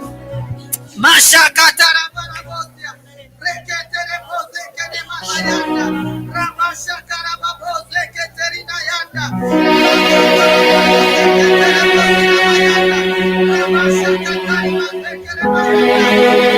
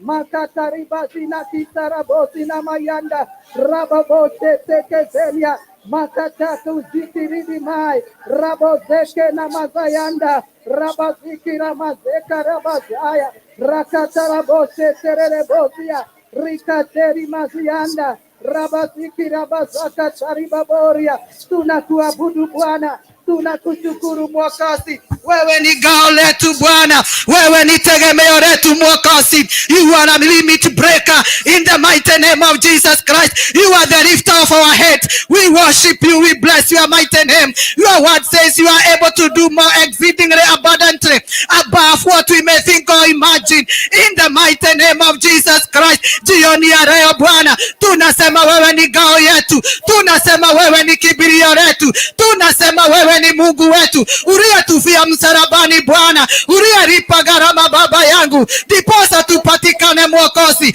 Tunakushukuru, tunakuinua, tunakuabudu katika jina la Yesu Kristo. Others trust in chariot and horses, O King of our glory. But we trust in the name of the living God. We worship you, dear Lord. We glorify your name, Jehovah God. Asante kwa kutupatia hekima ya kukutafuta Bwana. Asante kwa kutupatia jina la Yesu Kristo. Wewe ni Mungu mkuu. You are a great God. You are a great God. You are a great God in this ministry. You are a great God in this altar. You are a great God in our life. You are a great God in our nation. You are a great God in the church of Christ. You are a great God in our family. We call you great tonight. We call you great, dear Heavenly Father. We call you great in the name of Jesus Christ. You are a great God. You are a great God. We worship you, Lord. We bless your name, dear Heavenly Father. We exalt you, King of our glory. In the mighty name of Jesus Christ, we put our trust in you, dear Lord. We put our trust in you, dear Heavenly Father. We have confidence in you, King of all glory. You who died, Jesus Christ, because of our sin. You who paid the price, my Father. We exalt you. Thank you for the name of Jesus Christ. The name of Jesus is the strongest tower, where the righteous learn and they are saved. This evening, dear Lord, we learn unto the name of Jesus Christ for the safety of our life, for the safety of this altar, for the safety of the servant of God, for the safety, Jehovah God, of each one of us, O King of all glory, in the name of Jesus Christ. Makalabasha katarabazina, likalababoshe ketereboza, reketereboshe terebozia, shekerebose keterebozia, shekerebosi kinamayanda. Inua Bwana moyo wangu, inua Bwana moyo wangu, tukuza Bwana. Raba shakaraba bose keta raba zakata bose terimayanda, in the mighty name of Jesus. La karababoshe keterere bose tarabayanda, reketerere bose terere bose kenamayanda, rabasha katarabose keterere mayanda, rabasha katarabazi kinamayanda. Nene ya moyo wako jioni ya leo, nene ya moyo wako jioni ya leo. Rabashe keterere bo, abia moyo wako uabudu Bwana. Daudi alinenea moyo wake, makalaba zeterebo zena. Hata wewe jioni ya leo, nenea moyo wako, nenea hisia zako, nenea dhamiri zako, abia moyo wako ukaabudu Bwana, nenea moyo wako, abia moyo wako ukatukuse Bwana, katika jina la Yesu Kristo. Reketerere bosha kana mayende, rekenterera bosi na mayanda, rekenterere boshe kene mayanda. Oh dear Heavenly Father, you are the lifter of our head. We worship you, Jesus. We bless your name, O King of all glory. You are a sovereign God. In the mighty name of Jesus Christ, omnipotent God, ancient God, we bless you this evening. We exalt you, dear Heavenly Father. In the mighty name of Jesus Christ, you are the giver of good things, oh God. That is why we trust you, oh God. That is why we bless your name. We embrace you. We embrace you, Jesus. Thank you, Jesus. Thank you, Holy Spirit of the living God. Thank you, dear Heavenly Father. Thank you, Lima Shekerebo Sheketerebozai, Rabba Sheketereboziande, Raketerebo Sekenterebo, Raketerebo Sheketerebo, Raketerebo Setereboyanda. The word of God says that we enter to his court with thanksgiving. Jioni ya leo, shukuru Bwana. Enter into his gate with thanksgiving. Thank God. Nataka ushukuru Bwana, nataka ushukuru Jehova kwa ubali ambao amekuleta in the mighty name of Jesus Christ. Anza kushukuru Bwana, anza kushukuru Mwokozi kwa sababu ya kukuunganisha na haya madhabahu. The word of God says that it is God who orders the feet of the righteous where to go in the mighty name of Jesus, and he ordered your feet to come to this altar. Anza kushukuru Bwana, anza kuabudu Bwana kwa sababu alikuongoza ukuja katika haya madhabahu. Abia Bwana asanti, abia Mungu asanti kwa kunipatia mtumishi. Abia Mungu asanti, tukuza Bwana kwa sababu ya mtumishi wa Mungu ambaye amekupatia wako kufundisha neno la Bwana katika jina la Yesu. Shukuru Bwana kwa sababu ya mtumishi wa Bwana.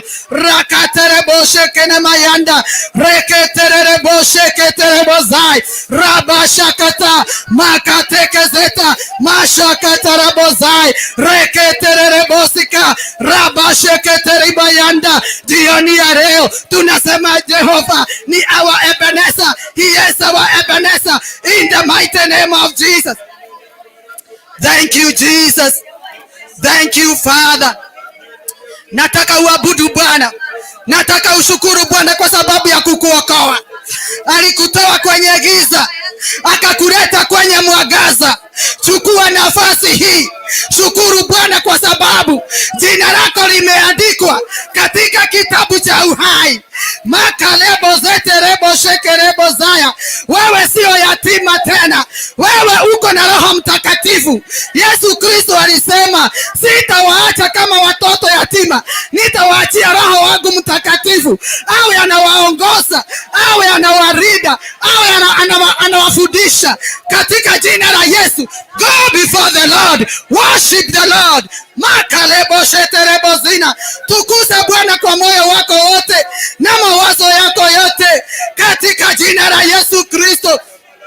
Mashakararaba sheketerebo reketerebo sheketerebo zai rabashakatarabazi anelia. Abia Mungu ni asanti, asante kwa kunipatia mchungaji, asante kwa kunipatia mchungaji, asante kwa haya madhabahu, asante Baba yangu. Neno la Mungu linasema ya kwamba anatafuta wale wanamwabudu kwa haki na kweli katika jina la Yesu Kristo. Mtumishi wake anamwabudu kwa haki na kweli, na amekuleta kwa mtumishi ambaye anapenda Bwana. Si uende mbele ya Bwana, si uende mbele ya Mungu, si uende mbele yake, si ushukuru Mungu, si umtukuze kwa kukupatia mtumishi ambaye anapenda neno la Bwana, ambaye anapenda Bwana katika jina la Yesu. Masheketerebozeketa makatarabosheketerebozena makarabashekerebozeketa makalababosheketerebozai reketerebozikina mayanda in the mighty name of Jesus. Thank you, dear Heavenly Father. Thank you, Jesus. Thank you, Father. My God. Bwana asifiwe. Wacheni tuwe kitu kimoja kidogo. Tuwe kitu kimoja. Usitoke kwenye line ya maombi. Kumbuka tuko siku ya mwisho ya June. Tunataka tushukuru Mungu kwa sababu ya January, February, March, April, May na June. Mahali tumefika. Tumemaliza mwisho half of the year. Shukuru Mungu. Shukuru Bwana kwa sababu ya kukufikisha siku ya leo. Wengi wamekufa na corona, wengi wamekufa na ajali, wengi wameshikwa wako jela, wengi wameonewa na shetani, wengi wamerudi nyuma, wengi wamerudi duniani, lakini wewe uko hapa unashukuru Mungu. Tukuza Bwana kwa sababu ya hiyo miezi 6 ambayo tumeenda katika jina la Yesu Kristo. Ukimaliza hivyo ushukuru Mungu kwa sababu ya miezi hiyo ingine 6 katika jina la Yesu Kristo. Shekererebo sheketerebo yanda. Baba tunakushukuru Baba katika jina la Yesu. Ninakutukuza, ninakuinua kwa sababu ya mwezi wa Januari, kwa sababu ya mwezi wa Februari, kwa sababu ya mwezi wa March, kwa sababu ya April, kwa sababu ya May, kwa sababu ya June. Mungu wetu ni asanti. Umekuwa kibrio letu Bwana. Umekuwa Mungu wetu Mwokozi. Umeaminika utendeke maishani mwetu katika jina la Yesu Kristo. Hatujagojeka Baba yangu, hatujagojeka Bwana, hatujarudi nyuma Baba yangu. Mungu wetu tunasema asante.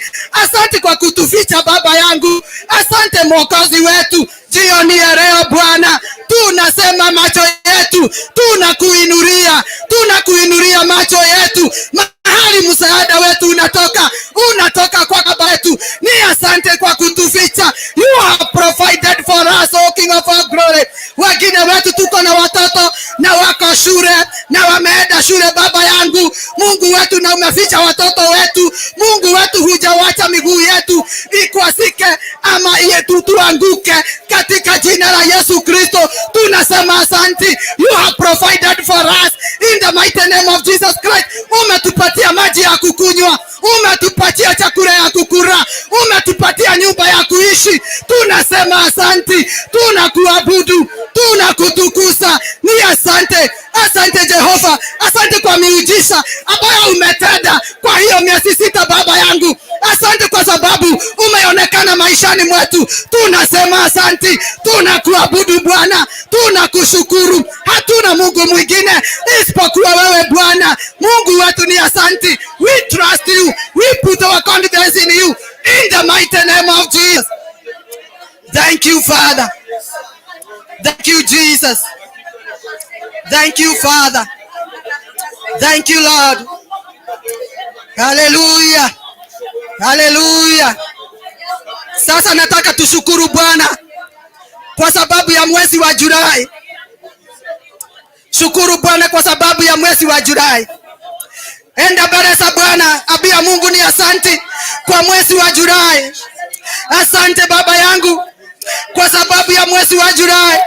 Ninakushukuru, ninakuabudu, ninakuaminia mwezi wa Julai Baba yangu. Mwezi wa Julai Bwana, ninaomba uwe Mungu wangu.